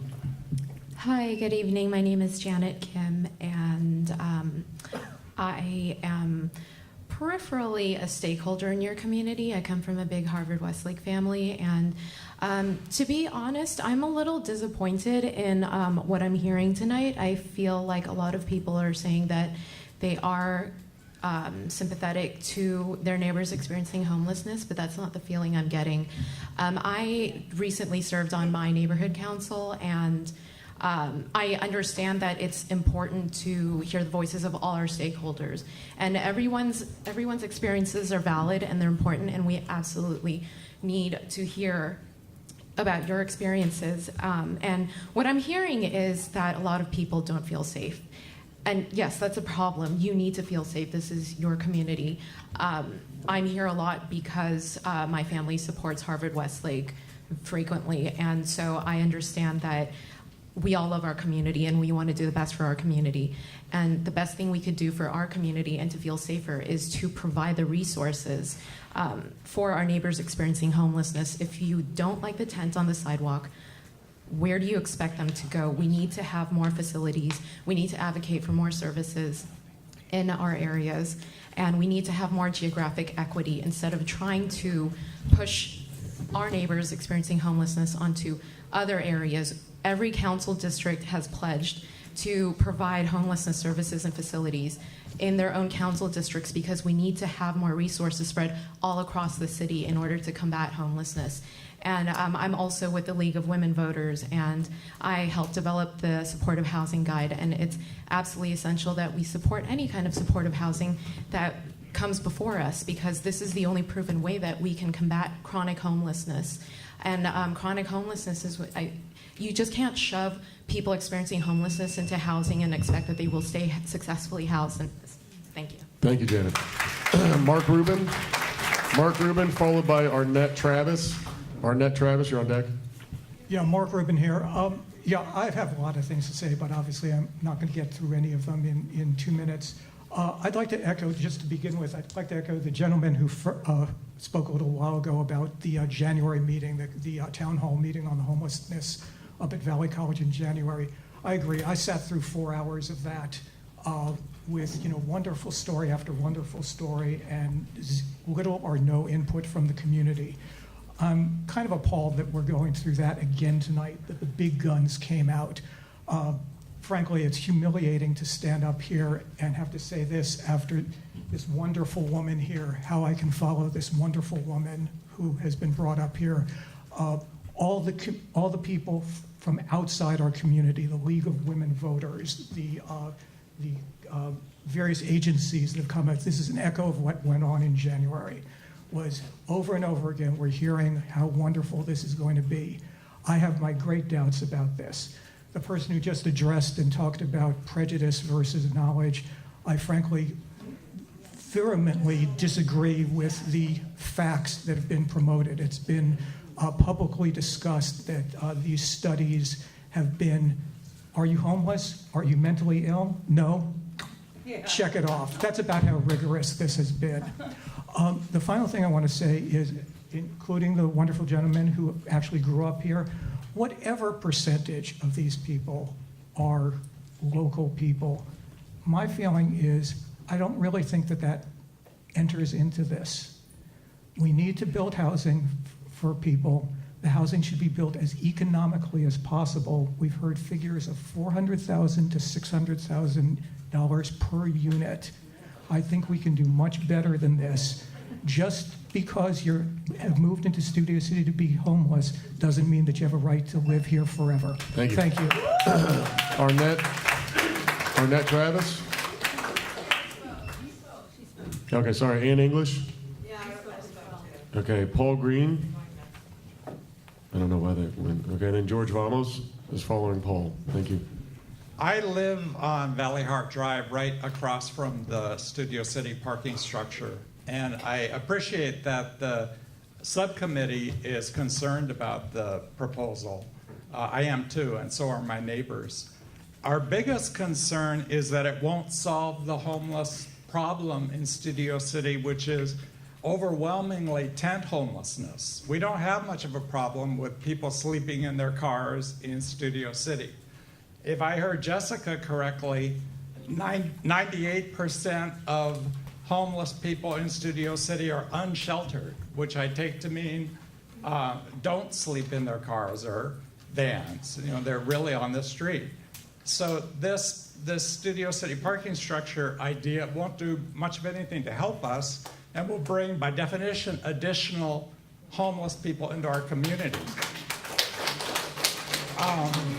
Another concern that we have is that because there will be hours on the structure, they'll be forced to leave at, say, 8 a.m. and can't return to it until, say, 6 p.m. Where are they going to go in that time? Some of them are going to go to their jobs, the working poor. They're going to be bringing their kids to school, picking them up from school. I understand that. But the unemployed will probably be coming to hang out on our streets, on our side streets, to, while away the hours until they can go back into the shelter. And we don't need that. We already have a burden with the restaurant workers parking on Valley Heart and the side streets, roads and all the side streets, because the merchants don't pay for parking in the structure for them. So, we have that burden, and now you're talking about giving us another burden, and I would urge you to vote against it. Thank you. George Ramos, followed by, and I'm sorry if Cantney Gessner is on deck. Cantney? Hi, I'd like to speak about the burden that the homeless would present us to your city. I was born in Budapest, a city that lost 25% of its housing stock in 1944 to bombing. It was not rebuilt in a Marshall Plan because it was occupied by the Soviet Union. But they did house people. At the age of 2, I was a refugee in Israel, whose population went from 400,000 to a couple of million in a 10-year period. There was no homeless problem there because it was a priority to house people. I was in Los Angeles in 1994, which is when I moved into Studio City, and I was here for the earthquake, and I saw the bridge of the Santa Monica Freeway over La Cienega collapse and get rebuilt in 6 months. These things were important, so they got done. And I think that if, let's say, we had an 8-point earthquake and 20% of us lost our housing, then we would discover that living on tents on the street is not nearly as invasive as when the other ugly people who are living there are, how ugly that is. If it was us who was unhoused, we would be able to live in, let's say, trailers that would be parked in parking lots or whatever, because it would be a non-issue, because we were the ones who would be suffering from it. I would like us to consider the other people who need housing to be kind of like us. Thank you. Thank you. Candy, followed by Victoria. You're on deck. Candy.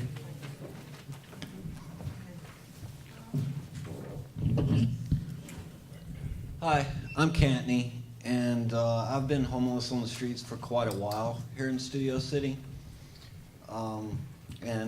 Basically, I just got priced out of the market. I had an apartment for quite a while here in Studio City. I know the near impossibility of getting into a place. I'm sober. I work. I've gotten jobs with some of you people in here, washing your windows. And I can only imagine how impossible it is for those who are addicted to drugs and have some kind of illness, if it's this difficult for me. And I've got 2 dogs too that I take care of. But I wanted to raise a question. There's this, I noticed this one homeless lady. She just became homeless and living out of her car. And there was a repo man that came at 3:50 in the morning to tow her car, take it away. And I heard her honking, and I got up, got out, LAPD showed up. He was determined to take her car, and she was in there. Now, the police, they were very nice and let her go and told the tow man to drop it. So had they taken the car from her, where would she have gone? And she had her 2 dogs with her. Especially being a woman, and there's so many predators out on the street that I see, and how aggressive they are to them. Also, bottom line is this is the way I see it. I've lived here for quite a while, and I call this place home. So, and I'm being told I gotta leave. I'm being pressured by the cops, getting citations I gotta leave. So, where do I go? Where am I supposed to go? And I realize I don't have anywhere to go. This is my place right here. because I decide for it to be. And I think the bottom line is that it's my birthright. Thank you, Candy. Thank you, sir. Okay, Lizanne Fleming. Lizanne Fleming, followed by Mary Kenny. Hi, everyone. I'm here representing the Village Family Services, which provides comprehensive behavioral health, social services, wraparound services, as most of you know, to children, youth, and families throughout the Valley. We operate a drop-in center. The organization itself has been in this area for 20 years. Our drop-in center for youth opened 6 years ago. The total number of youth we reach each year is about 5,000. Half of those, 2,500, are brought or come to us through our street outreach team, which is a team of clinical staff who pick up youth on the street and bring them into the center. A very small percentage ever return back to the streets. I will say to residents here, on a slightly different tangent, that the model of providing homeless housing is different than it was 50 years ago, and it's even different. It's different from a few years ago with the new approach that different propositions, Measure H and Triple H, are presenting. We operate a housing facility, a 40-bed housing facility in Burbank that is adjacent to a long-established residential neighborhood on one side, and the other side is a commercial district. We have open community meetings regularly to hear residents' concerns since the day it opened. We have 24-hour security, and no, we don't force people, we don't hold them captive in the structure. 24-hour security will address whatever problem. They'll remove the youth from a neighborhood street or wherever if they're out there. Whatever the situation is, security does take care of it. So I just say, I would plead to open your minds, listen, and be aware that times have changed and the conditions of the homeless is different, the conditions of the services that help them are different. Thank you. Mary, followed by Lex. Lex Roman, you're on deck. Hi, my name is Mary Kenny. I am a resident of Studio City. I live at Ventura and Vineland. I am the founder and executive director of a local nonprofit space in Studio City, and it was started after I read a policeman's report. Shawn Smith, I don't believe it was you because there was a policeman before you that was writing in the Studio City Living magazine, and he had written. In my opinion, he had written a report that vilified people experiencing homelessness. And I was ready to write him the angriest email. And then I realized that I wasn't participating. This gentleman, the police officer, was participating in his community. What could I do as a resident of Studio City to help? And I think that each of us can help.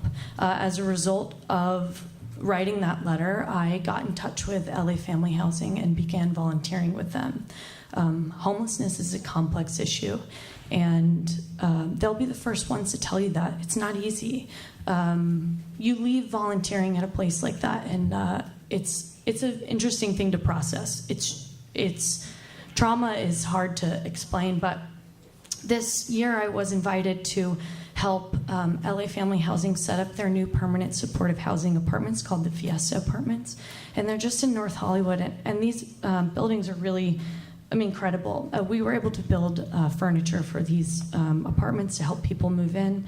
And they do offer on-site, I just want to list, on-site supportive services, case management, education programs, job training, independent living training, medical, dental, health care, substance addiction treatment, and support groups and counseling. I would be proud to welcome a facility like this to Studio City. Thank you very much. Thank you. Lex, followed by Melanie. Melanie. Okay, you're on deck. Thank you. Hi, I'm Lex. I'm a Studio City homeowner. I've lived here for 11 years. In the time that I've lived here, I've seen homelessness grow exponentially. I walk to the metro station and I encounter several people living in tents and living on the sidewalk. But I'm not afraid of them because I introduce myself and I say, "How are you?" And they become a lot less scary when you know their names. I am appalled to see homelessness go up in the Valley 20%, in CD2 specifically 20%, and I'm really saddened to see that transgender people who are transgender, youth, families are increasing those numbers. That is depressing to me. I am a volunteer. I do a lot of homeless outreach. I interact with people one-on-one, and I hear stories like Emily's powerful story, like Mark's, like it was a cat hand. I hear the stories like that all the time. Everyone has a different story, a different journey to homelessness. I think as Ann mentioned, it's actually the minority that has a mental illness and substance abuse issues. Those are facts from the county. So most people can't afford housing. That's the bottom line. And these people are our neighbors. Most of the people who are homeless have lived here for over a decade. And they lived in LA before becoming homeless. So they're not being bussed in from elsewhere. They're not coming from other neighborhoods. They are our neighbors. They are our coworkers.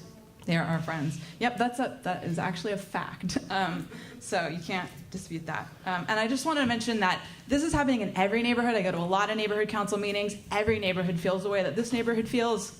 I am embarrassed to live in this neighborhood, but every neighborhood doesn't want to help the problem. The truth is that we're going to be working to end homelessness. The city is working to end homelessness. It can happen with you or without you.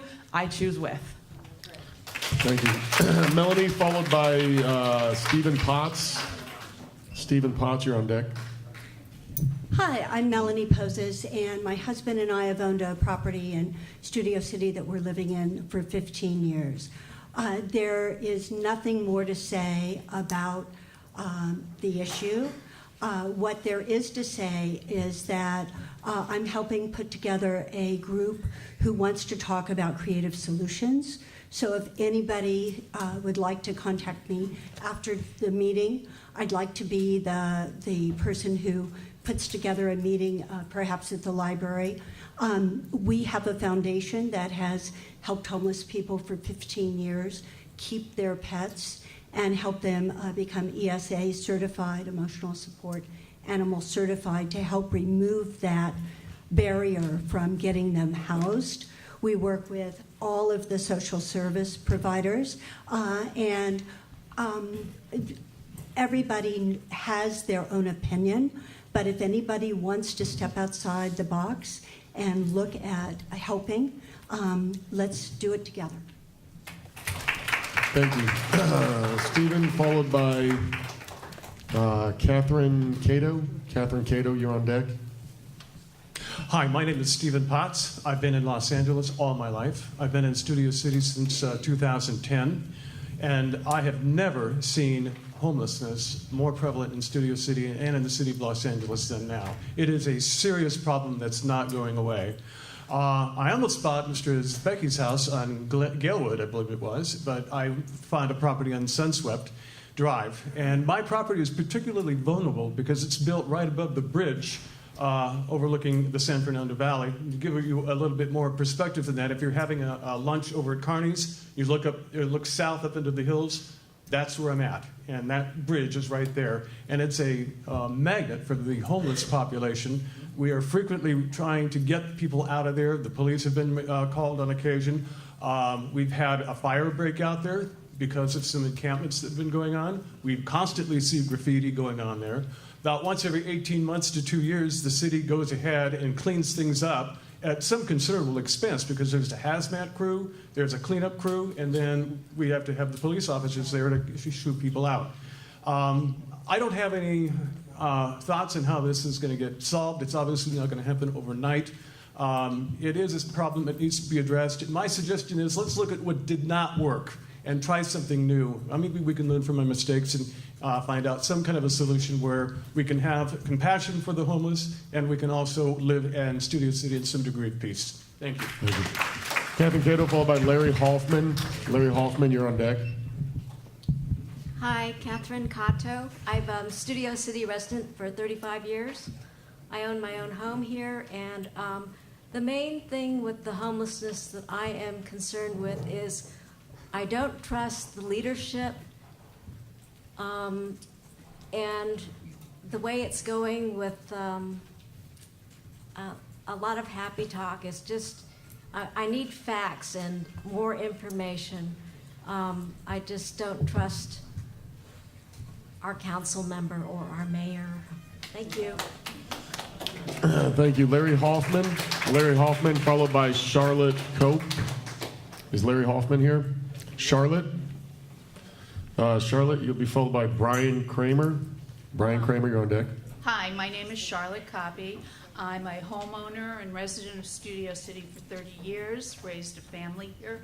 And the homelessness issue that's been happening over the past really 3 years, it's been the 3 years where this has just exploded. And I know you say they're not coming from somewhere, but they are coming from somewhere. Yep. I mean, thank you, developers from downtown. I'm not happy with the tone of this meeting. And I don't know if Jessica's still here, Tanaz, Emily and Nuys and Alyn, are they still here? Yes. Okay, good. Excellent. Because we live here, okay? Yes. And I have to tell you, I spent 4.5 hours of my time talking to all the businesses, some of you may recognize me, on Ventura Boulevard near Arts, okay? I spoke to 80 people. And let me tell you, these businesses are very, very unhappy. Yeah. They have homeless people already greeting them when they come in the morning, all right? And I know the parking lot, I'll tell you one quick story. Women who work at Soto, the store Soto, they park in that parking lot. They are scared to death to go to that parking lot. It's already a mess there, and there's no supervision. Now, I have to tell you that this idea, I voted for Proposition HHH. My son was homeless for a while. I get it. But not in our backyard where there are shops. There's a little Kuhlman Center with little kids that are 8 years old right by that garage. You don't do that. That's why Koreatown and Venice, they won't have it there. Because it doesn't make sense. I urge you guys to vote down this proposal and proposition. Thank you. Thank you. Brian Kramer. Followed by Will Lerner. Will Lerner, you're on deck. Hello.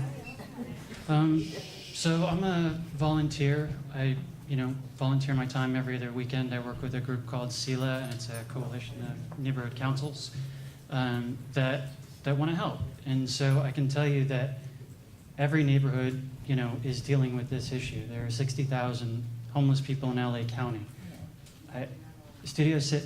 No, I mean, that's true. And, it's not something that's going to be solved if every neighborhood says, it's just not going to work here. I think instead of fighting against it in your own neighborhoods, we should be advocating for sort of housing and sort of solutions in every other neighborhood. And so while I might not be from your neighborhood, I'm advocating for it in my own neighborhood. I'm going to other sort of neighborhood councils and saying, hey, you guys should get on board with this. We should all want to be part of the solution. And so the other thing that I wanted to sort of reiterate is that, like, I understand from a homeowner perspective, I'm a homeowner, I want, shelters in my neighborhood.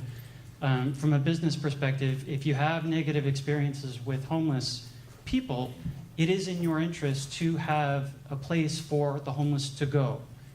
Otherwise, you're not actually dealing with the thing that you say that you want to fix. Hey, nope. And I would also say that, for those of you who are businesses and you meet with one another and, you have discussions about, what's true and what's not true, what I can say is that I actually think it would be beneficial if you did volunteer your time with any of these organizations and introduce yourself to homeless people and have conversations and actually get to know them. I think you would find that a lot of the perceptions that you may have are just not entirely accurate. So, please volunteer, get to know people. Thank you, Brian. Will Lerner. No Will Lerner. Joshua Steele. Joshua Steele, followed by, I got you. Followed by Jason Friedman.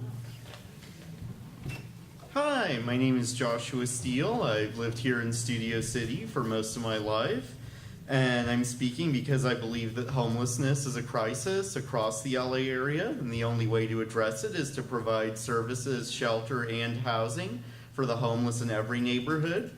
Claiming that the two sites in question on Ventura Boulevard are too close to homes and businesses is not an excuse. We're a densely populated city, and we have a moral obligation to support our homeless neighbors. And furthermore, upper middle class and wealthy neighborhoods like Studio City should not get to opt out of providing housing and services to the homeless. Thank you. Thank you, Joshua. Jason Friedman. Jason Friedman, followed by C. Kim. Good evening. My name is Jason Friedman. I live in actually Toluca Lake. I also work in Toluca Lake. I'm part of the Greater Toluca Lake Neighborhood Council. I'm the chair of the Public Safety Committee. And with Studio City being my backyard, I'm here to say yes in my backyard. And I just encourage all of the board members prior to making any vote to read this. This is the information and research and data on the housing crisis. And there was just two things that really stand out in this document. One is that it costs more of public services on homeless than to give them a home. So it costs more for public services than to give them a home. Think about the cost of hospitals and jails. It's a lot more expensive than permanent supportive housing. And in addition to that, it is proven that people are more likely to get the help that they need, either with mental illness or drug addictions, if they have a house compared to if they are on the streets. And then three, and this is, I thought, the most shocking information, was that home values within a 500-foot radius of permanent supportive housing actually go up compared to down. And so I just want you to, prior to making any vote, please do your stakeholders a favor and read the information. Thank you. Thank you. Before we get to C. Kim, does anyone feel as though they have signed out a speaker card and was not called for? Because in my, what was your name? Amber Schaefer. Okay, so C. Kim and then Amber Schaefer and then Barry.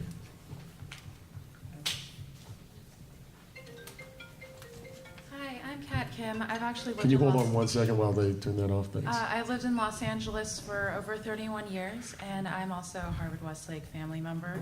The reason why I'm here is, well, this motion, it's just for a study. Is that correct? It's not actually. And from what I've heard from the neighbors, it's, we don't know if it's viable or not, but I think it's really important that your voices are heard in finding a location in your community. If not there, where? Where are we sending people? It is very much your community, and I believe that because you've showed up, because you stayed so long at this neighborhood council meeting, you are very much vested in this neighborhood. So I feel like it's really important for our neighbors to find a location then. If not there, where? Where are we putting this? Where are we placing, where are we sending people? Because we need access centers, we need shelters, we need some time, because supportive housing, it's not built overnight. There is so much money right now. I know with the Mayor's Bridge home, the expiration date is July 1st. So we need to, and for a council member to put in these units, it's just, we need housing. And I think everyone's voices should be heard because this is your community, but we need to find a place to put a location. So I think that's really important that we are a part of this. And if you don't believe in your council members and the mayor, do your research and go out yourselves and find out what's going on. And I myself did not know about a lot of stuff about homelessness until 2 years ago because I wanted to know what was going on. So I went out, I volunteer every other weekend because I want to know what my neighbors in my community and people in Los Angeles are experiencing, because we are all a community and we all need to work together to build a solution. Thank you. Thank you. Hold on, Barry. Barry, before we get to you, the in the back. Can you say your name? I don't have a speaker card. Yeah. Sure. I had filled a form out, but it got lost in the bunch. Sorry. It's Sorry okay. about that. Amber Schaefer. I basically am echoing a lot of the comments that have already been said, but specifically about safety and economics. So I did what a few other people here have done, and that is, as I've gone into stores over the course of the past few weeks, I've simply said, are you aware that there's a proposal to investigate, looking into, or whatever the verbiage is, homeless shelters in this area? Well, where? Specifically sort of behind Pete's Coffee and then one over by Marshall's. So I was at a place a lot of us know. It's a place we donate things, the Jewish Thrift Council. And the manager there said, that's going to be a disaster. He said, I come in here in the morning and I sweep needles off of the loading dock. And then I have to pour 1 to 2 gallons of bleach onto the ground below the loading dock where there are feces. And then he discussed some other things that I don't think I'll share. I went over to Banana Republic to return something. I asked the manager there the same question, and she said, well, that's going to be a disaster. She said, we already close our doors 1 to 2 hours earlier. We've had to change our time of day because of the things that go on. I was trying to donate a used bike to a sports place that sells recycled sporting goods, and they said, we won't take your bike. And I said, why? It's a sporting good. And their response was, we won't take your bike because our place has been broken into so many times to steal bikes, we won't carry bikes anymore. I could go on. There is now armed security at the Ralph's on Vineland. Armed security showing a gun. Ralph's, the company has to pay for it. I'm going to end it with this. All of us agree on one thing. Homelessness, as it exists, homelessness, the state of, is a problem, and it's a problem that needs to be dealt with. Thank The you. economic impact doesn't happen here. Thank you. Barry?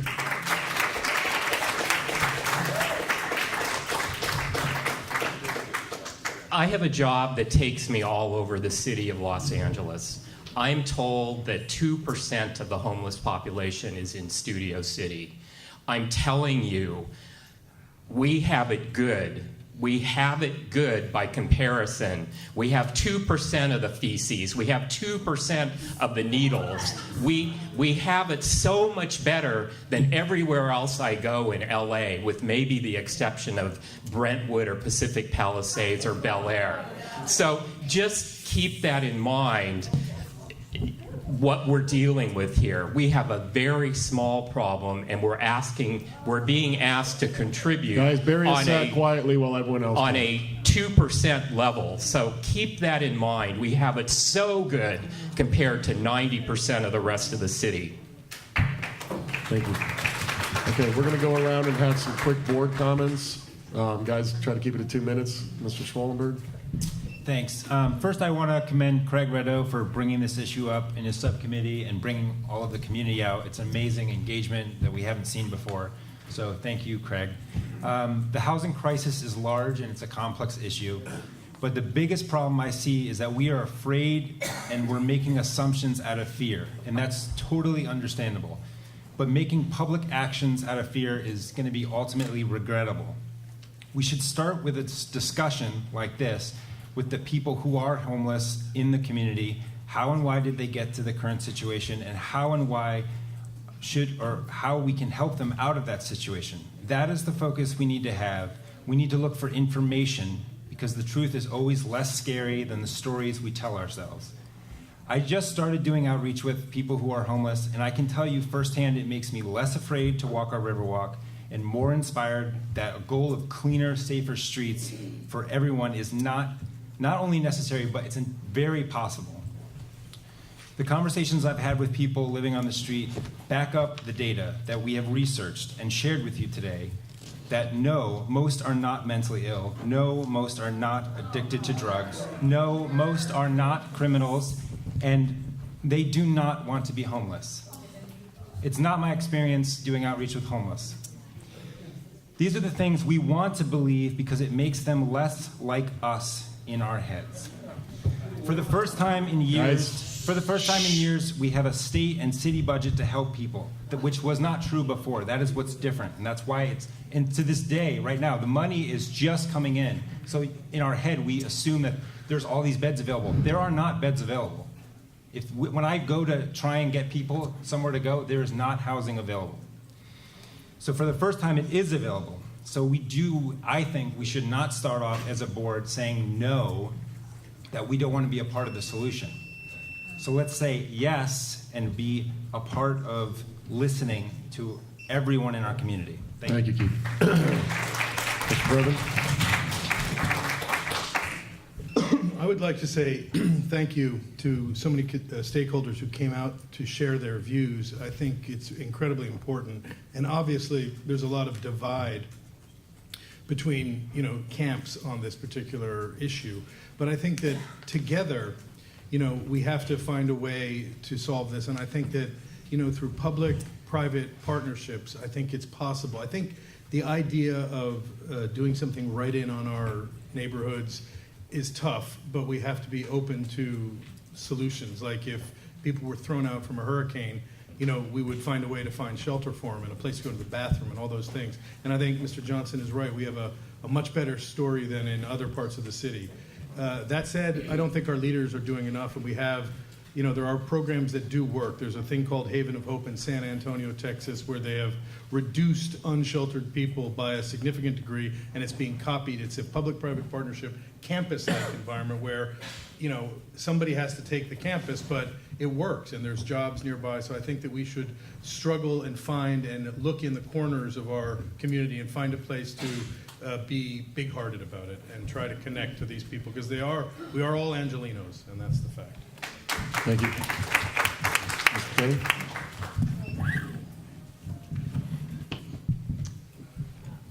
I won't take long. Obviously, we need to find a solution. But I'm afraid that what is on the table here just doesn't make sense. It's not that we don't want it necessarily in Studio City, but the two locations, like Barry said, the building isn't even habitable. So why are they even putting that out there in a parking lot for people to sleep in? Only city-owned properties. Right, I understand. So no, in Studio City. Okay. So that said, I'm not saying we shouldn't find the solution, obviously, and we should all work together. These two properties don't really make a lot of sense to me. Thank you. Patrice? So, to make it short, I want to thank everybody for coming tonight. We know how difficult it is to get into this building, and we appreciate it. But I believe our board, our responsibility is to represent our stakeholders and what you're voicing, and I think that's what we need to listen to. And anyways. If you vote against this motion, I to my fellow board members, I really don't think you have the pulse of this community.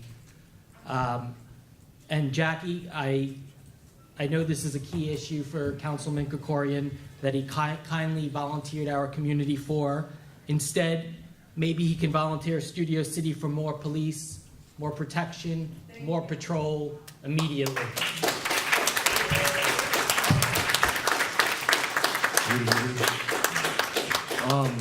I don't have much to add. Candy, I see you all the time on Ventura. I'm glad I know your name now. Nice to meet you. Rob? I've been a resident of Studio City 35 years, and I have seen a market increase as everybody else has, and I am very concerned. I want to find more avenues between public and private sector. I think because both have a lot at stake, the businesses along Ventura and the residents who live in the area. And I just want to say, my whole life, I've had a good life, but I've always looked at people homeless or asking for money or on the corners of the freeway exits, and I always say to myself, there, but for the grace of God, go I. I just want to keep that in the back of your heads as you're thinking about this problem, okay? Mr. Welch. I appreciate seeing this issue through the lens of the Public Safety Committee. and I want to recognize the work of that committee in sparking this important discussion. We must acknowledge the very real burden that this crisis of homelessness imposes on our community.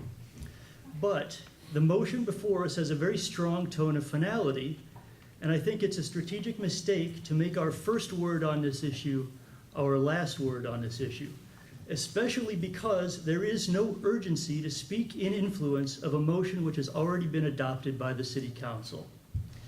I attended the meeting where the motion before us tonight was initially discussed.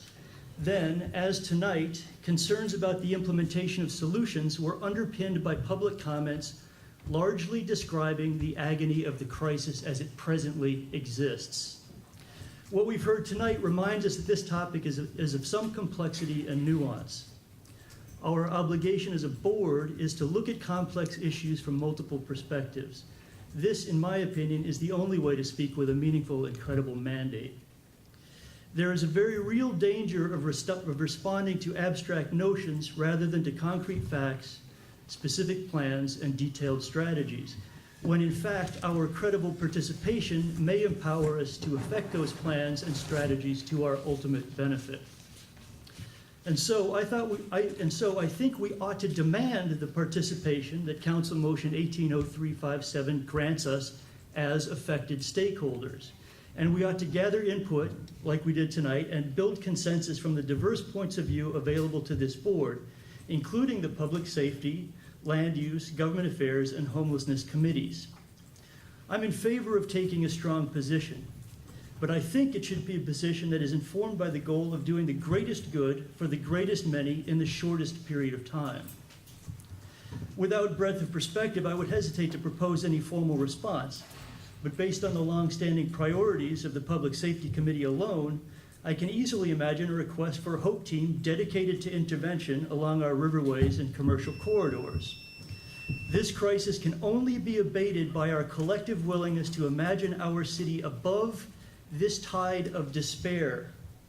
So why not imagine solutions and ask for something that would make a meaningful difference to our community rather than saying no to everything and abdicating our right to engage in an important discussion and implying inaccurately that we like our homeless problem just the way it is. Thank you, Richard. Thank you. Mr. Zbicki? Thank you. I want just to bring up, and thank you for coming out and voicing your opinion. I think what we're seeing here is not that there's a problem and not that people's hearts might be in the right place. I think what we're seeing here is just a lack of confidence that our city can actually do something effectively. Over and over and over again, our lack of police support, the streets, the garbage, the needles, whatever, it's all been falling on deaf ears with our city leaders.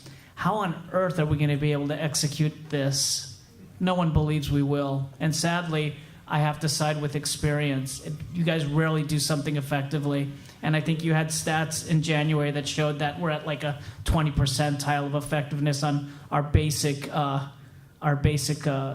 services. Anyways, I'd like to go back to the stats. I think people here are just a little bit skeptical because we live it, we see it, we're out there, we meet them, the people that you're talking about that state 99% are just homeless and they're victims of circumstance.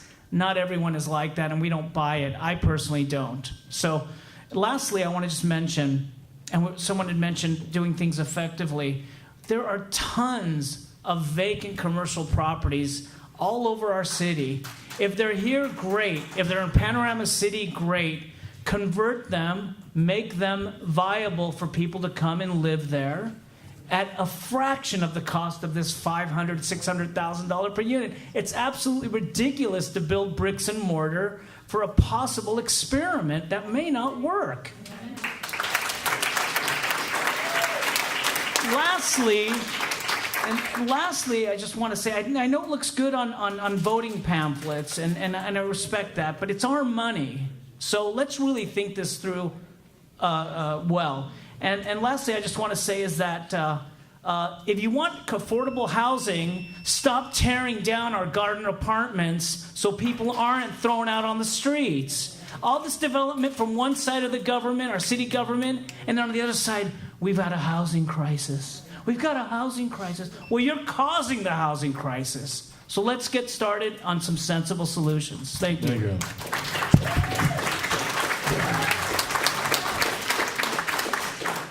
Mr. Sussman? Yeah, thank you all for coming out. To reiterate what Barry said and to articulate, this motion A is a motion to oppose any review and assessment of a possible development, whether it be housing, parking, or whatever. And it seems to me that everyone stated there is an issue, a huge issue of homelessness. And to vote against, or to vote for this motion and against any review and assessment is similar to opening this up to this community and only listening to half of you and one point of view. I think it's critical that we vote against the motion and support the review and the assessment and see what that comes. We need a solution, and this might be or might not be the solution, but we can't cut it off now. Thank you. Thank you. Lisa Kay? Exactly, and to that point, Councilman Krikorian, as all the other council members within the council have been asked to have city-owned property up for review to see if it's suitable. So that is what the motion is. So no one's building, and to what Barry said, I echo it. Mr. Niederberg? Yeah, I really don't think that this motion is going to hurt us or help us that much. We're advisory only. I just wanted to make a couple more comments. One is that, remember, the supportive housing is about 3 times more expensive than the regular housing. One of the reasons why, let's say that the city buys an old apartment building. 25% of the rooms are going to be used for staff members, whether it be psychiatric staff, medical staff, how to get on the dole staff, whatever it is, it takes up a large part of it. If they just basically went out and said, okay, buy this building, put the qualified people in it, it would do the problem, it would solve the problem. Other thing is, on the parcel cost of Marshalls is not going to happen. A few years ago, city offered to sell it to us for $80,000 with the messages, you can't build on it, but we'll be glad to sell it to you. Well, it doesn't. If they wouldn't let a private developer that basically can reinforce and pay taxes and use it, then I don't think they're going to be able to put any kind of housing on it at all. So, you know, as far as using the parking structure, I don't think that's really a great idea. That's not my call. I just think that we can't help at this point by advising anything one way or the other. I don't want to be excluded from the future conversation by a negative thing we say today. Thank you. Thank you. We call the vote? Yeah. Yeah. Do you want to roll call it? Do you mind? Okay. So a yes vote is in favor of this motion, a no vote is opposed to the motion? For a friendly amendment? Uh, That would be good. Because I want to kind of want to bring us all Alex, together. I don't think you had, okay. Okay. Well, what I'm seeing here is the definitive nature of the motion, and is there a way that we could open it up where, at this point, we can be against? I mean, meaning not being against just letting the vetting go and then come to its finality, where we can be inputting as our stakeholders will input and have another chance to do so in the future. So what would you want it to say? I mean, that Can didn't. we write the Yeah. motion? We will. This is an ongoing issue. We will have plenty of opportunities Yeah. to discuss this on many levels. Absolutely. Because I would hate to just, and this is my thought, but again, Craig, I don't know what your thoughts are. Let's call the Table motion. it? Yeah, we call the motion. Let's go. You want to? We're going to roll call it. Eric, are you okay? You know, I just was going to say, I think what he's striving for is, instead of strongly opposed, something like we're concerned about Yeah. the assessment. But if you, So we're going to that's call the gonna change- motion. Yeah, call We the- had, Can we get an answer from Craig? This language is written strongly, and if you're either for shelters in the community, or you're not for the shelters or this assessment. It is, you need to make a decision. You have to take into the input of next door, of people who are here tonight in both sides. You have to, the stakeholders, the business community, and absorb it and make a tough decision. You know, I put myself out there and worded it this way to make it, you know, because it's an important issue for us and it's a troubling issue. okay, So, we're going to call a roll call vote now. make a decision. Everyone will have to make a decision, and if it doesn't pass, Okay. Patrice Berlin. Yes. Sorry, give me just 1 second. Alex is second. Yes. Lisa Karajian. No.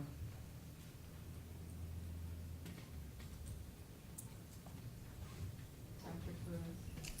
No.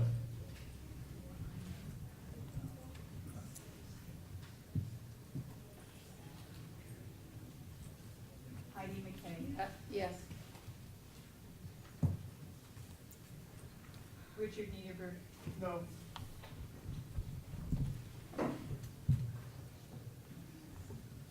Eric Previn. No. Craig Radow. yes.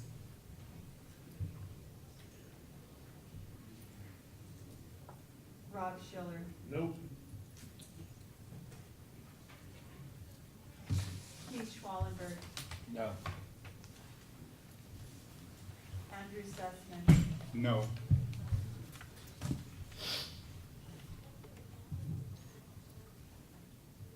Rita Villa. No, because it's against review, and I can't be against obtaining more data. Richard Welsh. No. That's it. Motion failed. I want to reverse the no. You want to what? Reverse my vote to no. I'm sorry. After all, okay. Well, Alex is big, he would like to change his vote to no. Okay. All right, the motion doesn't carry. We're going to move on to motion B. Craig, do you want to go over motion B? This is just the beginning, guys. It's just the beginning. In addition to the establishment of an illegal fireworks task force to report on issues related to illegal fireworks and steps that could be taken to curtail their use within the city, the Studio City Neighborhood Council strongly supports the amended motion 171421 to instruct the LAPD and LAFD, with the assistance of other departments as needed, to include in their report backs the feasibility of developing incentive programs such as monetary reward to encourage individuals to surrender their illegal fireworks or report use, sale, or ownership of illegal fireworks, and the feasibility of developing a program with the Los Angeles Port Police and other related public safety enforcement bodies to ensure illegal fireworks are confiscated at the point of entry at the Port of Los Angeles. It's a crucial motion as we go into the New Year's Eve holidays, an ongoing issue. 4th of July. Oh, sorry, 4th of July. It's a very important issue. Do we have public comment on this? Because everyone gave Yeah, I us know. 10, so there wasn't like a 10B. I Yeah. put 10B. Okay. Barry? I support this motion, and I hope every board member votes for it. Thank you. I have a question. Thank you. Yes, Aaron. Is there going to be a 4th of July celebration here? There is not going to be a 4th of July celebration at CBS this year. I hope everyone knows that. There's no fireworks at CBS this year. It's not us, it's the Chamber of Commerce. What's I'm not sure why. Because that's one way to curb illegal fireworks, is to have one big show, but fair enough. Did we just check that there is something? Order. Guys. Order, please. Do you know for sure, we've been going back and forth. It's for, you can go on their website, it very clearly says no, you can call their office and they will tell you no. Because just recently we checked that there was some rooftop, something, I thought that was fireworks. Don't let Craig know about that. He's gonna get it. Okay. Does anyone have any board comments on this? Yes, Rita. I strongly support this. Okay. Does anyone else? Do you guys want to vote on this? Yes. Hold on, Mr. Niederberg, do you have something? I also support the motion. Okay. Let's just do a vote again. Yeah. I'm trying to say hands. Yeah. I can't get the words out more than 1%. So all in favor?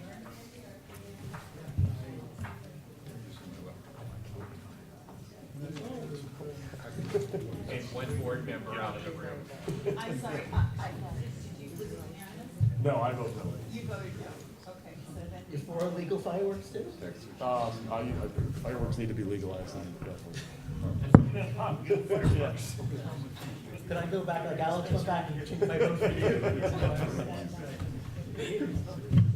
Okay, so and we have a board member out of the room, which is Alyn. So I'm just. Alex, yes or no on the fireworks? Yes. Okay, thank you. Okay, so then all of it, yes. Motion carries.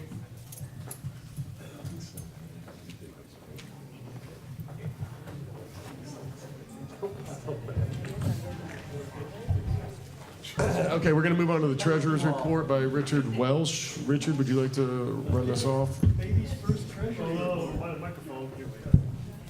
Baby's first. Baby's first treasury report. All right. Rob, if I have any questions, I'm going to ask you. All right, so. All right.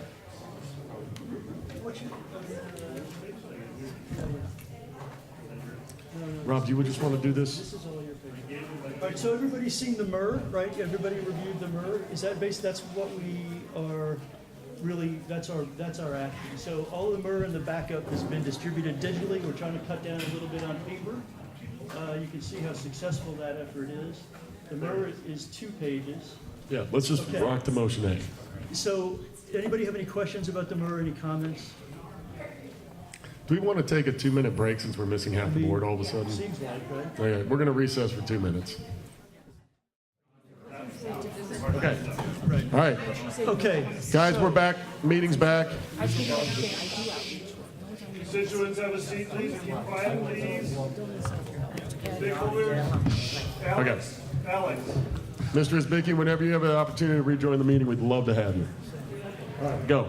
Richard, Okay, let's so go. listen, the bottom line is we have for Andrew Sussman's Give Back to the City Fund approximately $4,769.05, in part because we spent less on some of the homeless hygiene kits. We didn't spend that full budget, and our June expenses did not take us all the way through our budget, so there's a little bit left over, better than the other way around. We also just to put in real quick, we did pay the web guy, and that will be started next week. That's the web man has been paid. Right. And tonight, I mean, we've got to, if we could buy anything on a credit card in the next 2 hours and 20 minutes, we could spend some more. But I think that's. We really should have ordered more pizza. I had no idea. All right. All right. Can With we that, read the? with that, I'm going to read the motion A. The board of the Studio City Neighborhood Council has reviewed the monthly expenditure report for May 2018 and hereby accepts and approves it.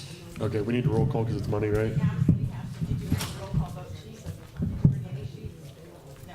Okay, let me have it. It's okay, Patrick, I'm sorry. I'm sorry. I'm sorry. I'm sorry. I'm sorry. You're right. No need to apologize. I printed out all the comment cards. I printed out all the other stuff. I forgot. It's not easy to sit in that seat, so, I get it. And just Mental note: bring roll call sheets Set next a time. reminder in your calendar once every third Wednesday. That's what I do, and say, bring this, bring this, bring this. We're voting on the MER, approval of the MER. Patrice,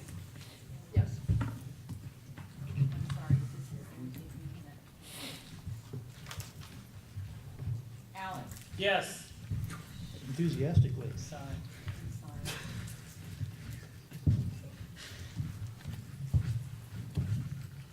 Lisa? Yes. Patrick? Yes.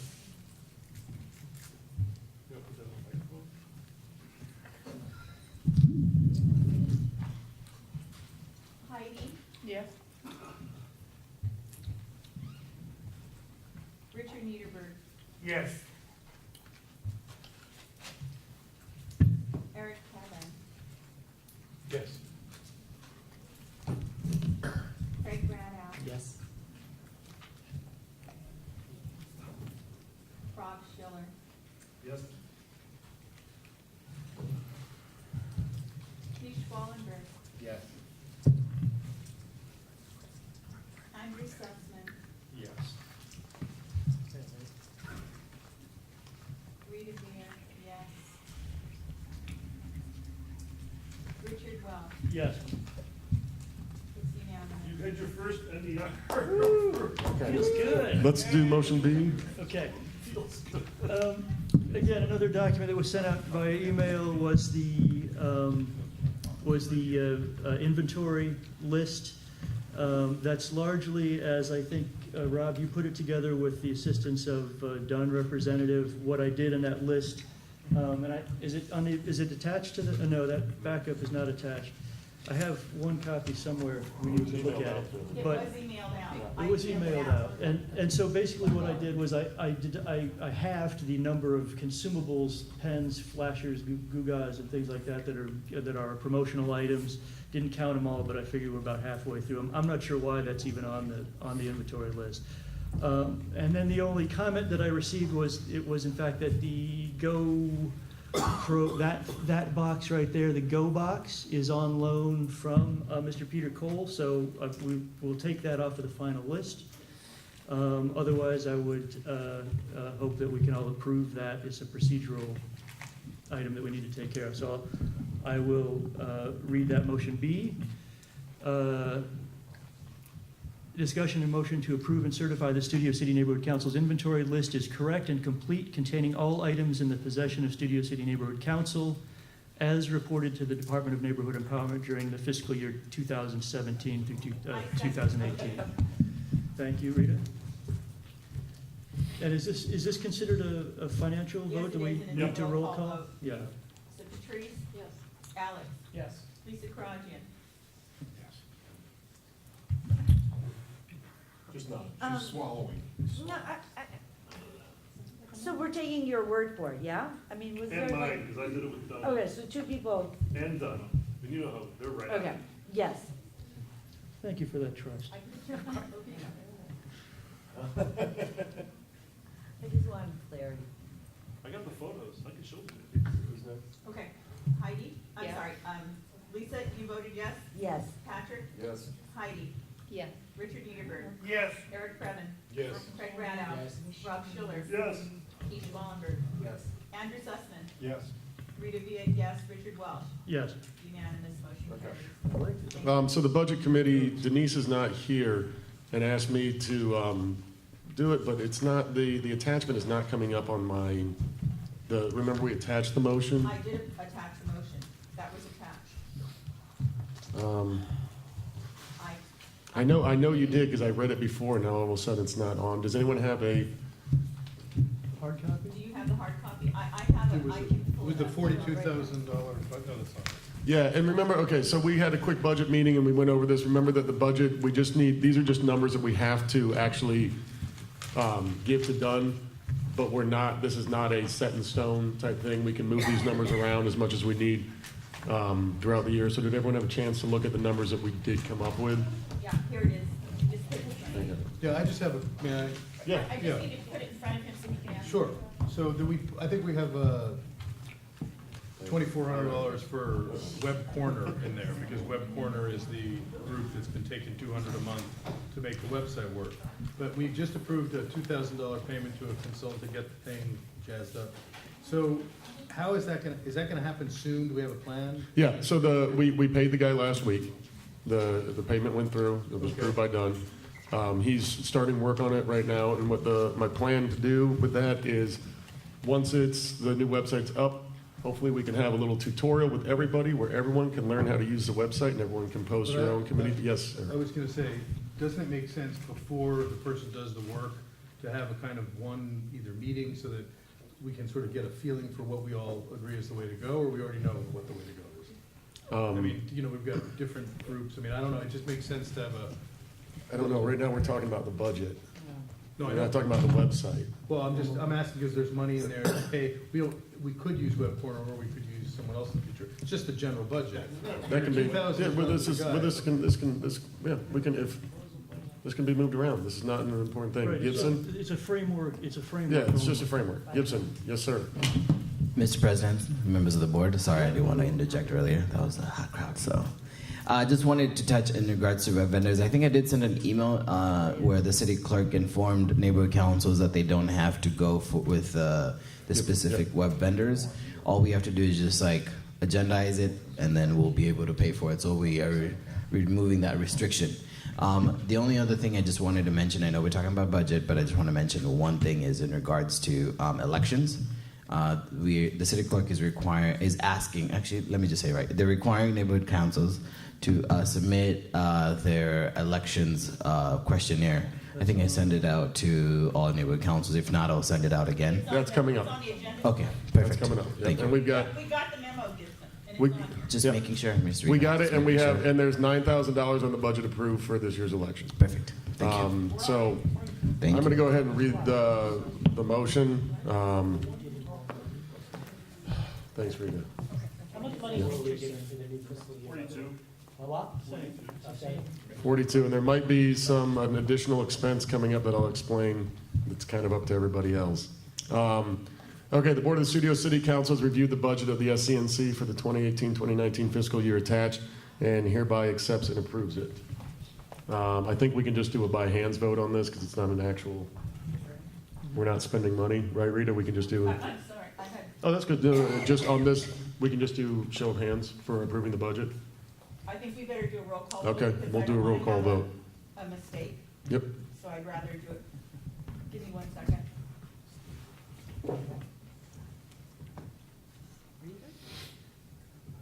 Okay, Patrice. Yes. Alex. Yes. Lisa Karajian. Yes. Patrick Lewis. Yep. Heidi McKay. Here. Richard Niederberg. Yes. Eric Krevin. Yes. Craig Radow. Yes. Rob Schiller. Yes. Keith Schwallenberg. Yes. Andrew Sussman. Yes. Rita Vian, yes. Richard Wells. Yes. It's unanimous, thank you, and that, Okay. it's just clean that way. Yep. All right, so let's go on to government affairs. Rita, Rita, you're on. Okay. All right, I sent, the Government Affairs Committee didn't meet this month because of the special budget meeting. The special budget meeting minutes did not get sent out for approval. That will have to come up and be approved next time. So I'm just mentioning that, Patrick, for your notes. So what we did have was a memo an email from the Department of Neighborhood Empowerment, specifically Gibson, sent us an email, listing a number of things that we were required or requested to take action on. One of them was to participate in this survey from Empower LA and to submit a motion to this council file as a CIS on it. So what I had sent to everybody, the survey, and the link to the survey to be sure that everybody did that. This is a process, and so we need to just go through, and what I would suggest that we just, did you all read it? Did you all receive this? Have you all got your thoughts on it? I know some of you did. So you just did it on your own. Okay, so what we were trying to do. We all individually have to do it, not as a council. Yes, so we did it individually, and the question is, we can decide to do it as a council and submit a CIS, or not do it as a council and submit a CIS. So before we take the time to go through all of the individual items and at least give a satisfied, dissatisfied, and just by consensus, because it's not money on each item, we can either do that, or we can decide we don't want to put in a CIS on that. It's So not are required. we doing the lightning round, item for item right now? Is that what you want to do? Let's not do that. Yeah, that seems crazy. Okay, so you would rather not submit a CIS, and I'm happy not to put a motion if you don't want to. If you want to have a CIS in on this, on how we feel Dunn has performed on all of these items, and you want to just separately complete them, because that's why I sent it to everybody. So you have the option to separately complete it, or you could come together as a board. It's not a CIS, so it doesn't live on the council file unless we vote on it as a board. I'm in favor of, If you submit it, if we each submit them, can they be done anonymously? Yes, because at the end, you only had to put in your name if you chose to say, to have them call you. So you didn't have to do it. Okay. Then I think we're pretty much all agreed we want to do it individually, right? Right, it's right here. This is No, I saw that. Yeah, so that's all. So it would be personal. You Yeah. can either say you want it or you can do it anonymously. You can just write it stakeholder. Yeah, I think then we should just do that. So you Just all individually. prefer- Okay, so then this motion is withdrawn. Okay, so let's just move right on to transportation. Barry, I know you didn't have any motion, but you said you wanted to give a quick report.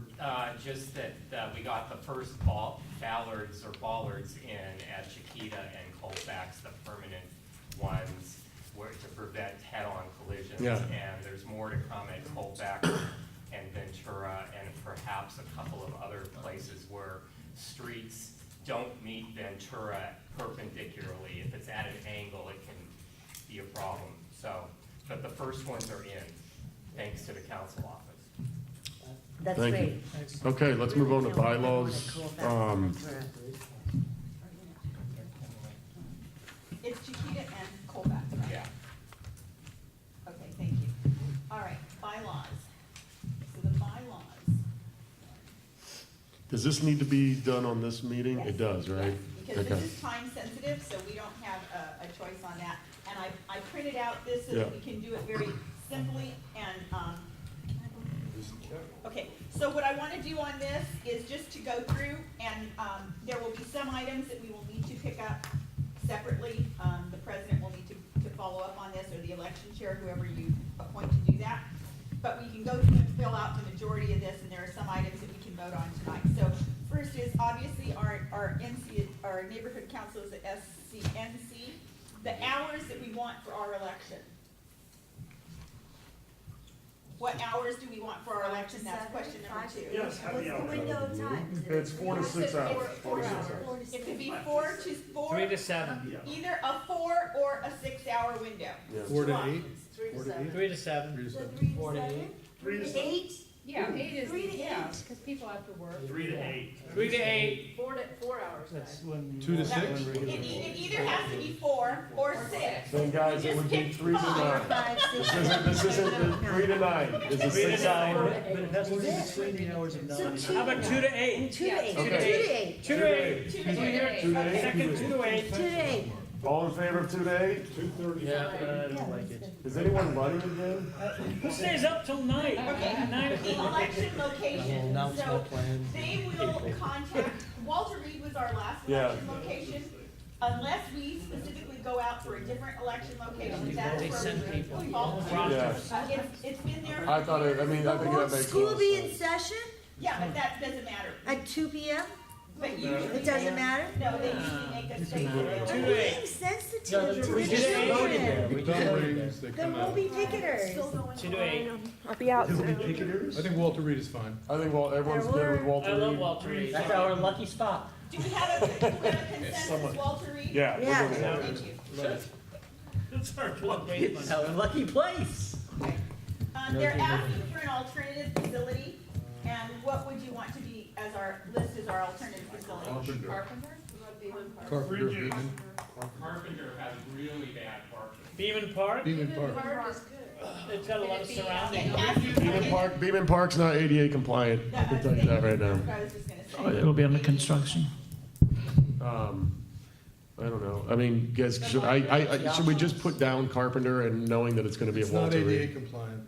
Carpenter? It has to be. That's what we're gonna Yes, it is. say. There's one Double word check, that is. double check. Richard, Eric, the auditorium at Carpenter is ADA compliant. Trust me, we just went through this whole And month. Carpenter it is. I can assure you it's ADA Carpenter. compliant. I would like to propose that we put down Carpenter. Yeah, let's put down If we needed Carpenter. to change it, we Yeah. could, yeah. I mean, let's put something down. Are there any homeless shelters we could put in? Translations. Thanks to you, this is really, no. Okay, so we're talking about translations. We have not had a translator in the past, and our community hasn't seemed to need that. So Swahili. I'm not proposing to put anything in there. Yeah. So you gotta. No, that's not open. Huh? None? Well, one for every language, I would think. No, we have to pay for that. Everyone should just pull out their Google Greek, Translate. Yiddish. No, I don't think we need more. Dialogue, we gotta. The NC, all right, this is really important. Oh, this is really important. This is when Alex's Vicky gets elected. So we need the NC election board contact information. So we need to elect a chair of the election committee. So, Doesn't everyone think Alex's Vicky would just be great at that? What? I'm an MC for the thing. That's what I do. No, you should be the election committee chair. All in favor of Alex's Vicky being the election committee chair? Look at that. It's overwhelming. All People, right. do you want to do it? Please. Let me think. Lovingly, yes. I'm gonna need a group of people. you need a secondary contact. So, who is the secondary contact for Alex? Oh, okay. Hey, Niederberg. Niederberg, can you be the secondary contact for the election chair? You can contact me, and I'll show up. I love you. Let's leave that out of the minutes. That's a yes. Am I putting Richard down? Richard, we're gonna put you down, Yeah, okay? Richard should be great. That's his thing. Okay. No, second. He's first. I'll be second. Richard, you've got experience. You've got. I don't care who Thank wins. you. We're almost done, you guys. Okay, election, this is the optional election type. So, online voting or vote by mail, and here is the statement.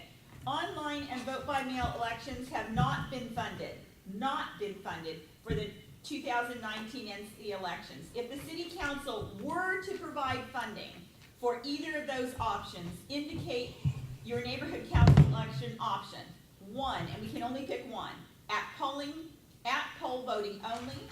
Two, online voting with at poll voting for documentation and self-affirmation type.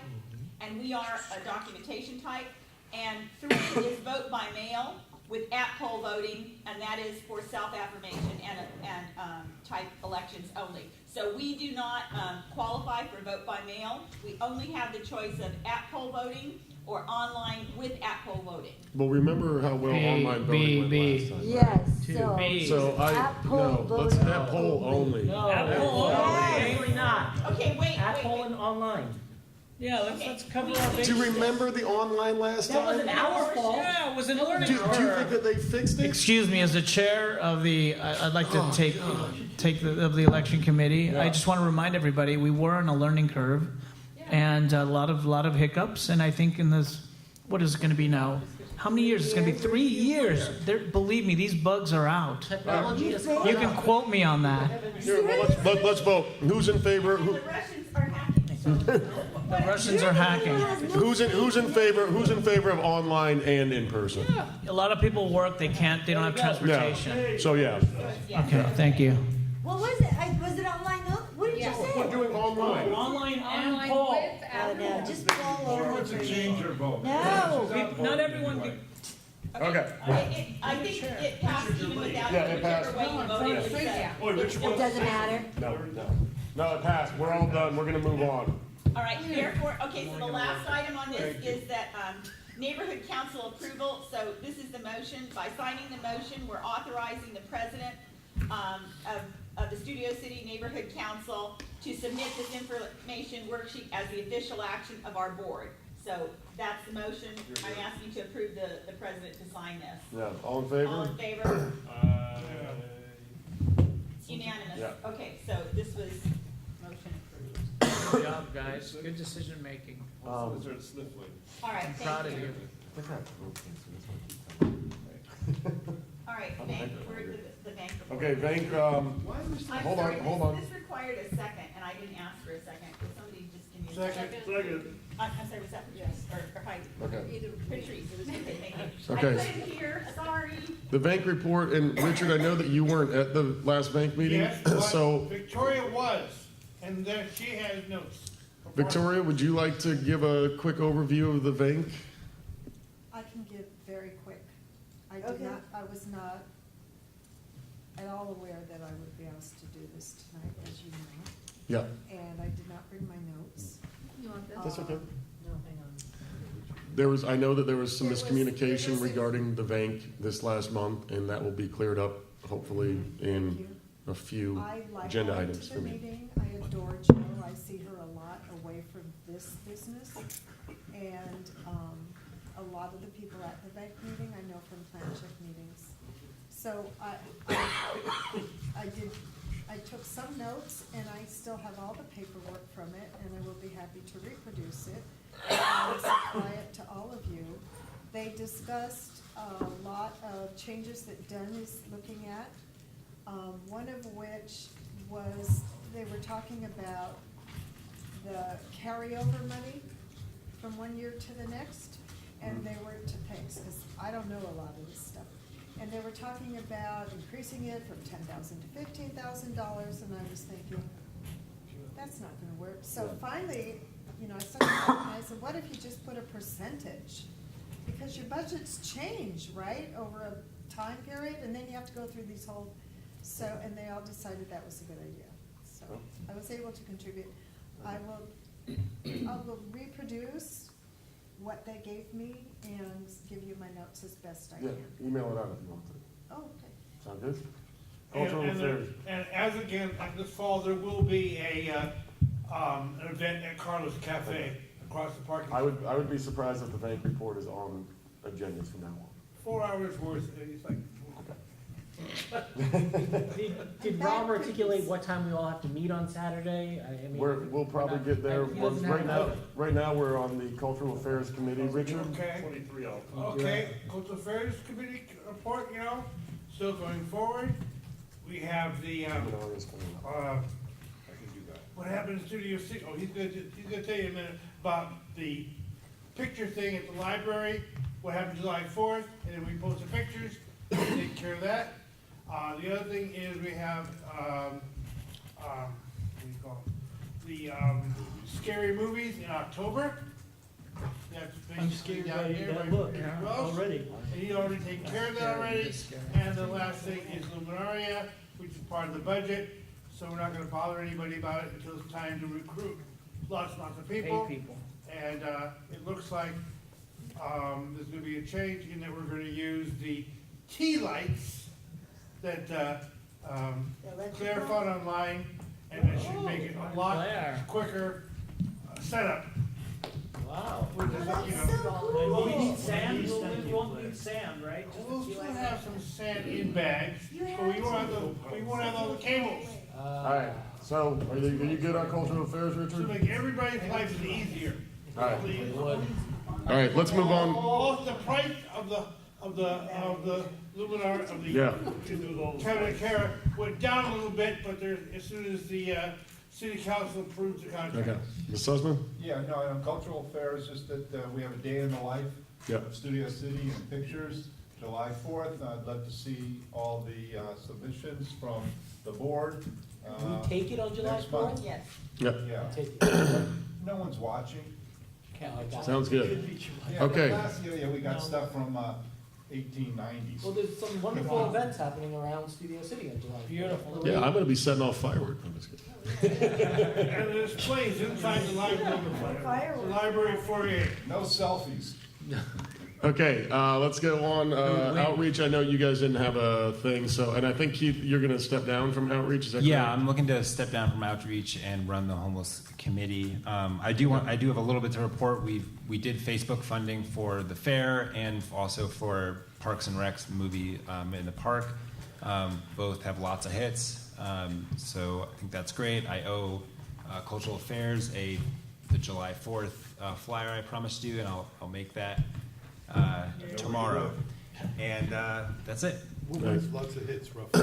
Land use, you guys did? Thousands. Thousands, like Yeah. 2,000, 5,000? Yeah, there's, I think right now that they said going is like about 50 or 60, but that was similar to last year, and a lot more showed up than that. And then uninterested is like 400, I think. And then, but it reached, people interacted on the level of, I think, 9,000 or more.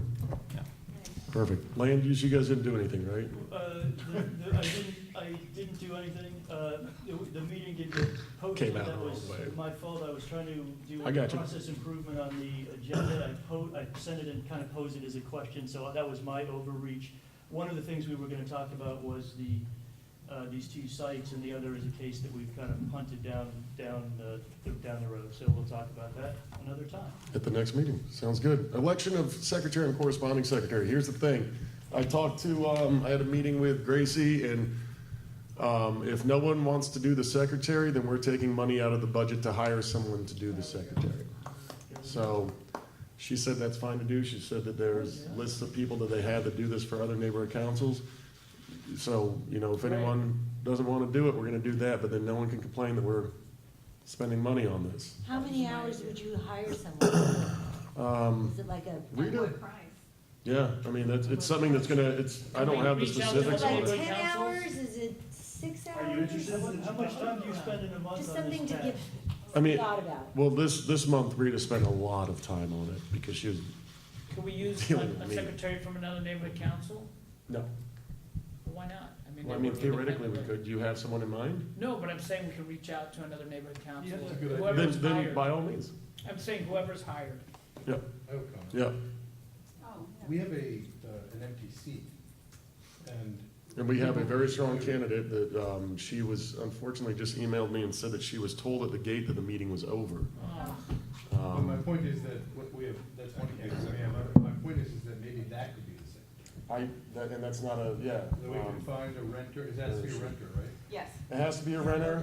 But who has the skill set and an interest in doing that, because it's really a huge thing to do. If someone likes that stuff, and it's not, even though it is extremely difficult, you know, it's just, it's a good job for someone who wants to be automatically on board. I hear you. don't know that person, but do we? That would be great. Then I know, we can solve it and not have to spend the money. That sounds great. All these, everyone always comes up with these ideas, but I mean, unless you have specific people in mind, yes, Well, we should. I spoke to Peter Cole about it, and he knows a person who is competent and a great guy and seemed interested. He's a sustainability guy, so he might be interested in being on that side, and maybe, you know, Okay. if he could audition. I got emails from a couple of people who were interested in it, and a lot of them. You'll find somebody who, you'll find qualified people for it. It's how much you're willing to pay is gonna be the question. Well, we got. Talking about two different things. I know, but these theoretical things of this guy might do it for free if he gets on the board. Let's hunt it down. Okay, I agree. One has nothing to do with the other, with all due respect, unless we want to aid that. So is anyone currently interested in being secretary or corresponding secretary? I mean, how many things can I fit on this one? I'll do some of A the few more. corresponding secretary things, but I was reading our, you know, it's in bylaws, I guess, but if Rita retires, then the corresponding secretary has to take over all of those duties. And I'm just not qualified, you guys, for paper, I'm just not. I'm telling you, I can't do that. So- But as you know, I've been responding to emails that come in.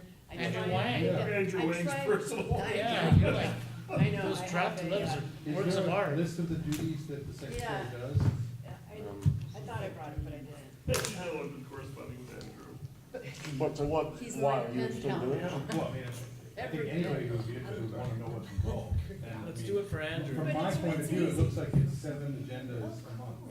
You know, one for each Yes. committee and one for the meeting. No, it's keeping track of all the board business. Yeah. It's, if you need to read, if you I go on will the read it. computer, Is you it- can read exactly. You want to have a what- corresponding or For some reason- secretary? It's filing lots of things. I know, I mean, I did it, I did corresponding Yeah. secretary. If all of the committees do their job, it's really just cut and copy, paste and send. For corresponding. For corresponding. So we can, hold on, guys, we can keep talking about what it is. Is anyone here interested in doing it? If not, we're gonna move on. So we're gonna move What on. about okay, so you're not accepting candidates for the? I'm accept- We're moving on for this one. Yes, do you have anything else to add? No, I just think that we should maybe talk to Peter, who just walked in the room, if there's a person he knows who might be a good renter candidate, who might do secretarial work, that's what we're looking for. These are all just, He's not gonna want to do it. okay, so announcement of vacant board seat, there we go. John Croteau has resigned from the board. I tracked him down and begged him. How'd you find them? In Birmingham? It took me 40 text messages, and finally I said, what finally I think got him was I said, I'm fine, I'm going down to Conan O'Brien Studios to make sure you're okay. And then he goes, no, never mind, I'm fine. So then he. So why was he ignoring I have us no all idea. that time? I don't know, but he's, yeah, it's over. So we do, All you have to I do is wish. just say, I resign. Send. He sent it. He sent it. It's over with. Yeah. It's over with. Tell Conan how he behaved with her leadership. So yeah, so we have a, I wish Hillary Smotherman. Bring people here, like I know some people that are interested, we didn't solicit people to come to the meeting. Yes, we did. We sent out, there was an e-blast sent out. There was an e-blast Saying sent out. There was an e-blast sent out, and I responded to everybody who responded to the e-blast, telling them that they should come to this meeting. Right, but listen to what Rod had to say. Yeah. What I'm saying is the e-blast, to me, said you should write something up saying why you're interested. It didn't say, and come to this meeting Correct. to present to the board. And everybody who responded to that and wrote something up, I then responded to them and said, this sounds great, we would love to see you at our next board meeting. I did that to about 4 people, and none of them showed up except for this. The process is that they need to get an application. What and about they an need to e-blast? fill out the application and send that information in, and that information needs, it's supposed to be sent into the secretary, and that information is disseminated by the secretary to the We're able to read members it of the board. before- And they all read it, and then they come. So that's the process, and that's the process that needs to happen, and I can give you the application for the renter seat, Pantry. Could you? I just have to make a couple tweaks to. I thought it was a two-step process. One It is to say is. it's empty, the second one is to. That's right. Okay. And that's what's happening, so we're in phase 2 of this, and that will be taken up at the next board meeting. Okay. So hopefully, the e-blast now goes out, there's a link to the, and then you can answer with applications. They can send us in, you have no secretary for them to send it into, so it'll have to come into the president, I guess. That's Or to Teresa, if she wants to pick up that. Temporarily, I will. You guys, I'm in escrow in a house up north right now. That's- Just happened. Okay. I'm just saying I don't have the time that's gonna, Right. but I'll do as much as I can. Okay. All right, so next anyway, meeting to choose somebody. right. Yes, hopefully we have Yeah, some candidates who candidates. filled everything out, Show up. and then the guards don't tell them that, Well, next meeting's not gonna be here. yeah, the next meeting should be at Carpenter. What are they on? I mean, what's ahead? All right, so, then we can go on to number 2, 22, I'm sorry. Yeah. Okay, so we need to make sure that we have all our committee heads squared away. Cultural, Officially disband, so do take action. yeah, action A, the following standing committees of the SCNC are hereby disbanded. Budget, bylaws, cultural affairs, government affairs, land use, public safety, outreach, and sustainability. So now let's reestablish the following standing committee chairs of the SCNC and appointment chairs. Let me do the ones real quick that I already know, that I've already talked to the people and they've already said yes on. Cultural affairs is Mr. Richard Niederberg. Public safety is Craig Radow. And that is all that we have right now. You don't have budget? Well, the budget is currently Denise. There's been some requests from some people that, does anyone else want to do budget? Right next to you, raising my hand, why ignore it? I start that way. I have a natural thing of where I turn left first. It's from Rita, baseball. do you know It's how from, I to do used to. government affairs? You're so good at it. There's no one else that can do that. Well, hold on, let's, Sorry. yeah. You're crazy. Sorry. Hold on, right now we're talking about the budget committee chairman, and that's it. Okay, right. I think my experience as treasurer makes me. Okay, then I appoint Rob Schiller. Okay, bylaws? Okay, bylaws. This has been a pretty contentious one. Does anyone have anything to say? Have you talked to Nancy, who's on bylaws, she's parliamentarian? Have you ever been, Joel? have you? Yeah, Joel and that Nancy Joel, would be great. Joel and I Do we have to have this appointed by today? If you can choose to leave it blank, then you have no chair to hold a bylaws meeting. You know, I'd like to And say that's something. the election chair. So. Okay. Yes, sir. You know, I would like to have a look at the bylaws. And I've, you know, in the very beginning, when we all got elected, I tried, and I really found it was difficult to be heard at all. So since appointing someone to the bylaws chair just gives them the authority to look at the bylaws, nothing can move forward until there's a committee meeting and people decide on the, whatever, agree on, you know, whether we want to change the number of seats we have or what. And then it comes before the board, and just like every other committee, someone says something for 10 minutes and the board says no, like we did multiple times when the last bylaws chair brought things forward. And then if you don't like what the person brought forward, you say, you know what, we want a new bylaws chair. Yeah. So I would volunteer to do it, you know, if people want to give it a try. You know, I've got a lot of experience. Peter, do you have something to add? You know me, I like to call it like I see it. Eric called everything day one what went wrong in the last 2 years. Too much power at the top. This needs to be looked at. And Eric's got an idea of it, so I say Eric. I say Eric. Second. You can leave the position open if you have other people you want to still entertain, or you can assign somebody. It's up to you. You do not, your question to me was earlier, do you have to appoint someone tonight? The answer to that question is no. There was a second, I thought. No. I did second, but I wanted to ask a question. Yeah, but. It's a presidential appointment, and then it's ratification by the board. Keep the diatribe. Right, so it's a presidential appointment, and then the president asks for ratification by the board, so that's where we are. Can I ask a question to our candidate? Yeah. Mr. President? Yeah, go for it. Do you know Joel, Eric, and I forgot the young lady who's also on? Nancy. Have you? Sure. Do you think they might be able to join the? Absolutely. I would like to hear from virtually anybody, and I thought Nancy was Great. very competent. They're And excellent, certainly, too. you know. I'm Peter. I think Nancy's great. I haven't spent enough time with her, and the last few meetings that I recorded where, let's just say everybody in the room was getting hammered by a person, your bylaws chair trying to jam a particular item down their throat. I don't know, I know that Eric had an idea going in what needs to be changed, and maybe not everybody agreed, but I just see at this point in time, he's right. Nancy I would love for her to be on the committee. He's lived it, okay? He's lived all this stuff. I don't know.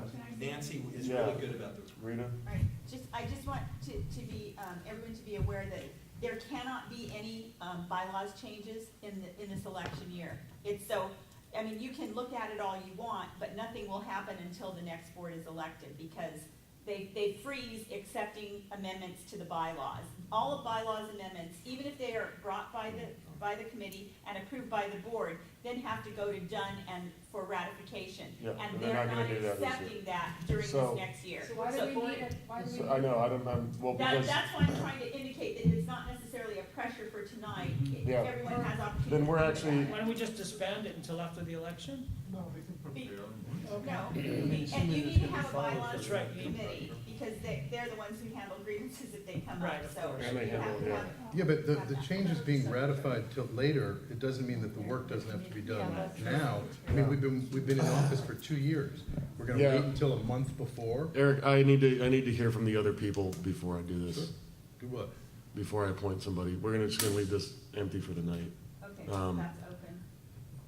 That- Government affairs? We'll talk more, Eric. We'll talk. Government affairs, you don't want it anymore? Does anyone interested in doing government affairs? I'm not a government guy. What about Barry? Yeah, that's all. People not here. Rita, is there anyone you Huh? can recommend that might want to take Eric, it? would you want to take that on? Eric? Sure. Okay. Excellent. Should, hello? Yeah. It seems to me that everybody should have at least one committee before everybody gets two. Okay. Okay, so Eric, you want to do government affairs? What is government affairs? Okay. No, I mean, I've been focused on the way this board is structured and the bylaws, so that's a different thing. What is, I mean, you know, I'm familiar with Rita's work, but it's just random pulling items and discussing them with the community about, I mean, you know, at all levels of government. It's following all the votes that are coming up and making sure that we have our CISs in on them before, right? The government affairs deals with laws, ordinances, motions, regulations, and a lot of CISs come out of that process because they are because you're reviewing laws and motions and regulations. So you follow any and all laws, motions, and regulations. But as the chair, you can kind of set, you can't possibly follow everything. So And what we I follow generally this all do. anyways, right, Eric? Yeah, I mean, that's why I thought maybe you might CIS, take that off. right, CISs often come from government affairs, but not always, right? Exactly. So like Craig has transportation. had a number of them come through his committee. But the point of it is you review all of the agendas, which you generally do anyway, Eric. Right. And you pick out which ones you want to follow. And then you do all the background work and you get all that information to your committee and the committee votes on it and then you bring it to the board. Okay, I'll do it. Okay? Yeah? You'd be good at it. Yeah, I think. I think you'd be good at it. Okay, land use, I would love to, Andrew Sussman, are you interested in doing this? Come on, Andrew. But here, Richard and I have talked about it, you guys could be co-chairs for a little bit. Yeah, you're cool with that? I'm fine with that. And just a soft transition, he'll walk you through the first couple of things, and then you'll take over? Fine. Okay. Stepping up. All right. Whew. So that's Andrew says, are you doing co-chair or are you doing chair? Do you wanna call it co-chair for now? Co-chair is fine. Okay, so we'll call it co-chair with Richard. Do I still have to do set up on June 23rd? Yes. Public safety, we have that. Okay, so outreach chair. Outreach chair, we don't have anybody. That's open. Are you Yeah. doing open? I mean, do we have any volunteers for that? Patrice, your name has come up a lot on that because you kind of seem like the obvious choice on that. The way you handled Andrew. The way you handle Andrew. Yeah. Yes, What? the way you handle Andrew Wang, yeah. Yeah. That's not done yet either. But with the outreach, a lot of it is the advertise, you know, like what Keith has been doing, and I just don't do that. I'm just not good at this stuff, you guys, you know? Okay, you know what, I'm good at, actually- like going to the, you know, the park and. But you could have a committee member be strong in that, and you just kind of guide them. Don't have to be a board member, it could be a committee. Yeah, no. You know what, how about if Heidi and I co-chair on it? What do You guys are good at that. What if we, we'll take turns each month, you could do chair one month. Okay, this is an election year, and so the outreach is really important because you have to outreach I need on a all. strong outreach. Yeah, committee. you really, you're not joking about that. As the You need election strong chair. outreach. Keith and I will help you with Please. Facebook stuff. The election chair. So, Like, do we're you good want with guys to Facebook co-chair posts. that? We'll help you. It's We'll rally around. It's a good one. It's putting the nice word out.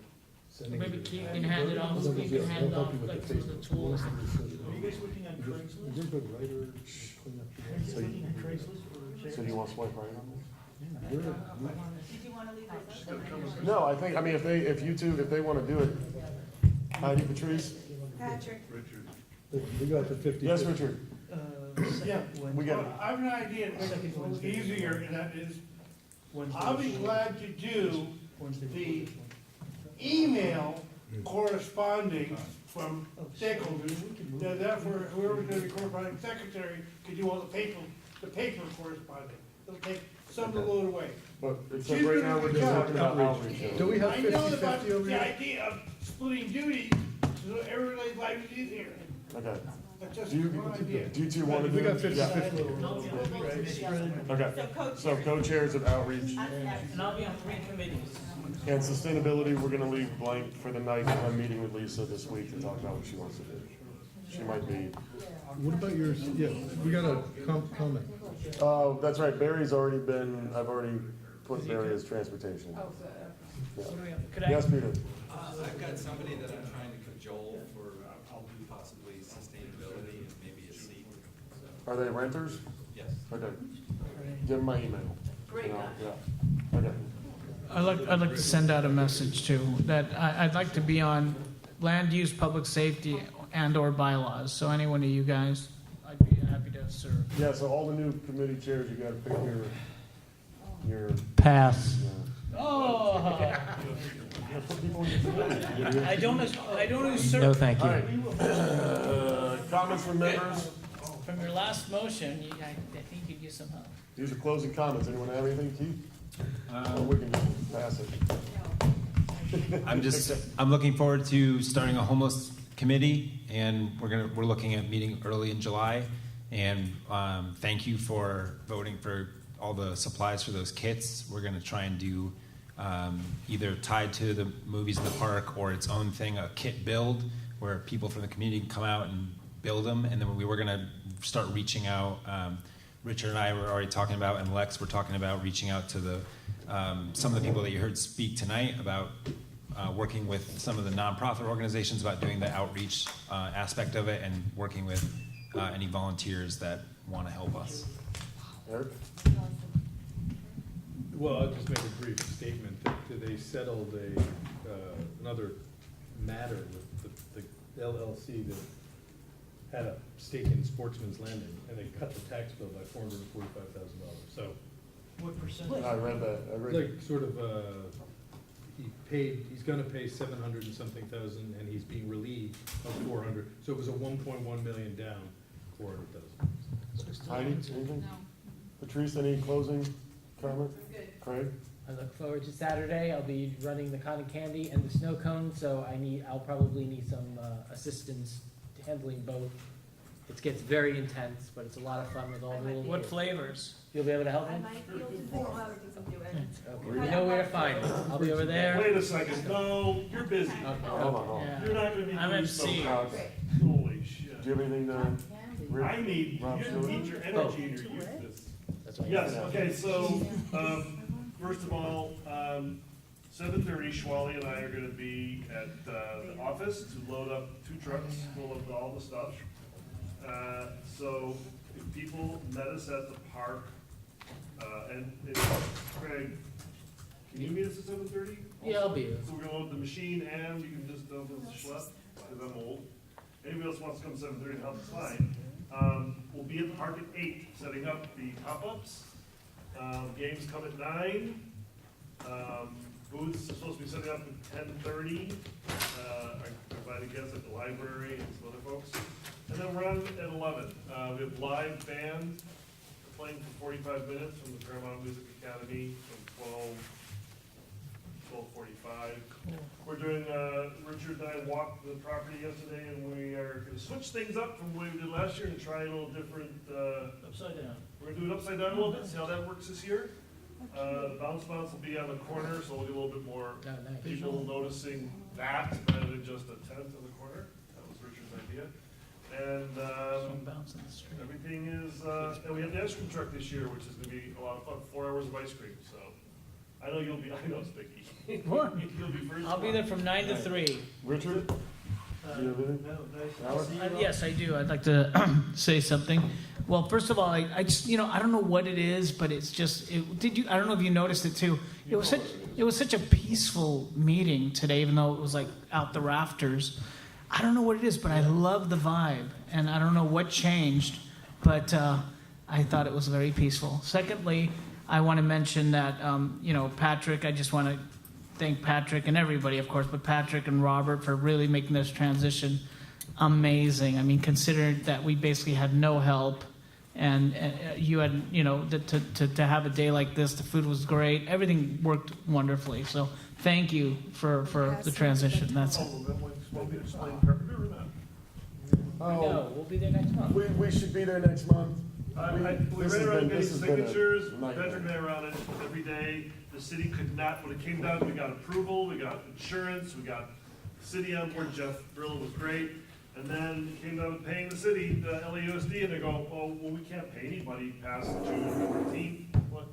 You can't internally. You can only pay with a credit card. LAUSD Oh, doesn't pay take with a credit. credit card, they'll take it. So. My neighbor's lemonade stand. But they give it to Bay, and they give it to Bond if they need it, but they wouldn't give it to LAUSD. So that means we're all in position for next month. Yeah. This would have been great there. Yeah, and we're gonna triple our attendance because a lot of the crossover from the Carpenter parents are gonna be there, be involved. We got a It's good great agenda place. for next meeting too. There'll be a lot. What's the occupancy at the auditorium? It's 100 something. Okay. Sussman? Yeah, I just want to say that I think the board did a great job today and represented the community, and really good job. Lisa? I too agree with Alex and Andrew, and the vibe was really great. I just am so happy that everyone is cool and agrees to disagree and gets along with respect, and I really appreciate it. I think that the stakeholders saw we're doing our job, and the second thing is we need help putting together all these tablecloths, fan, sound, and everything else. Many hands make light work. For today. And Rita wants to add something. Yeah, and I just want to say that it's been a pleasure serving with you guys, and this is my last meeting.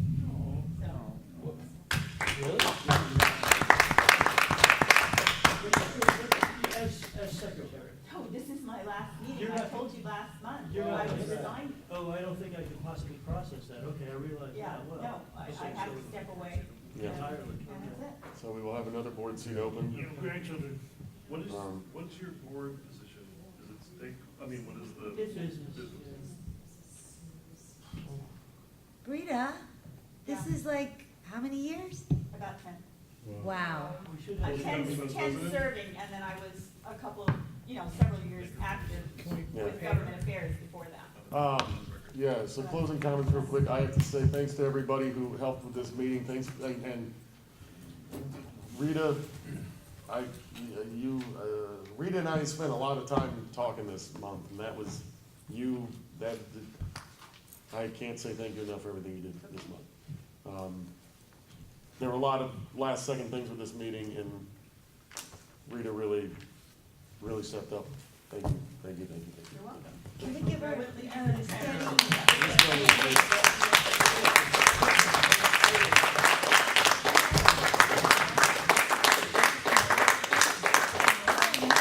I move we adjourn. I second that.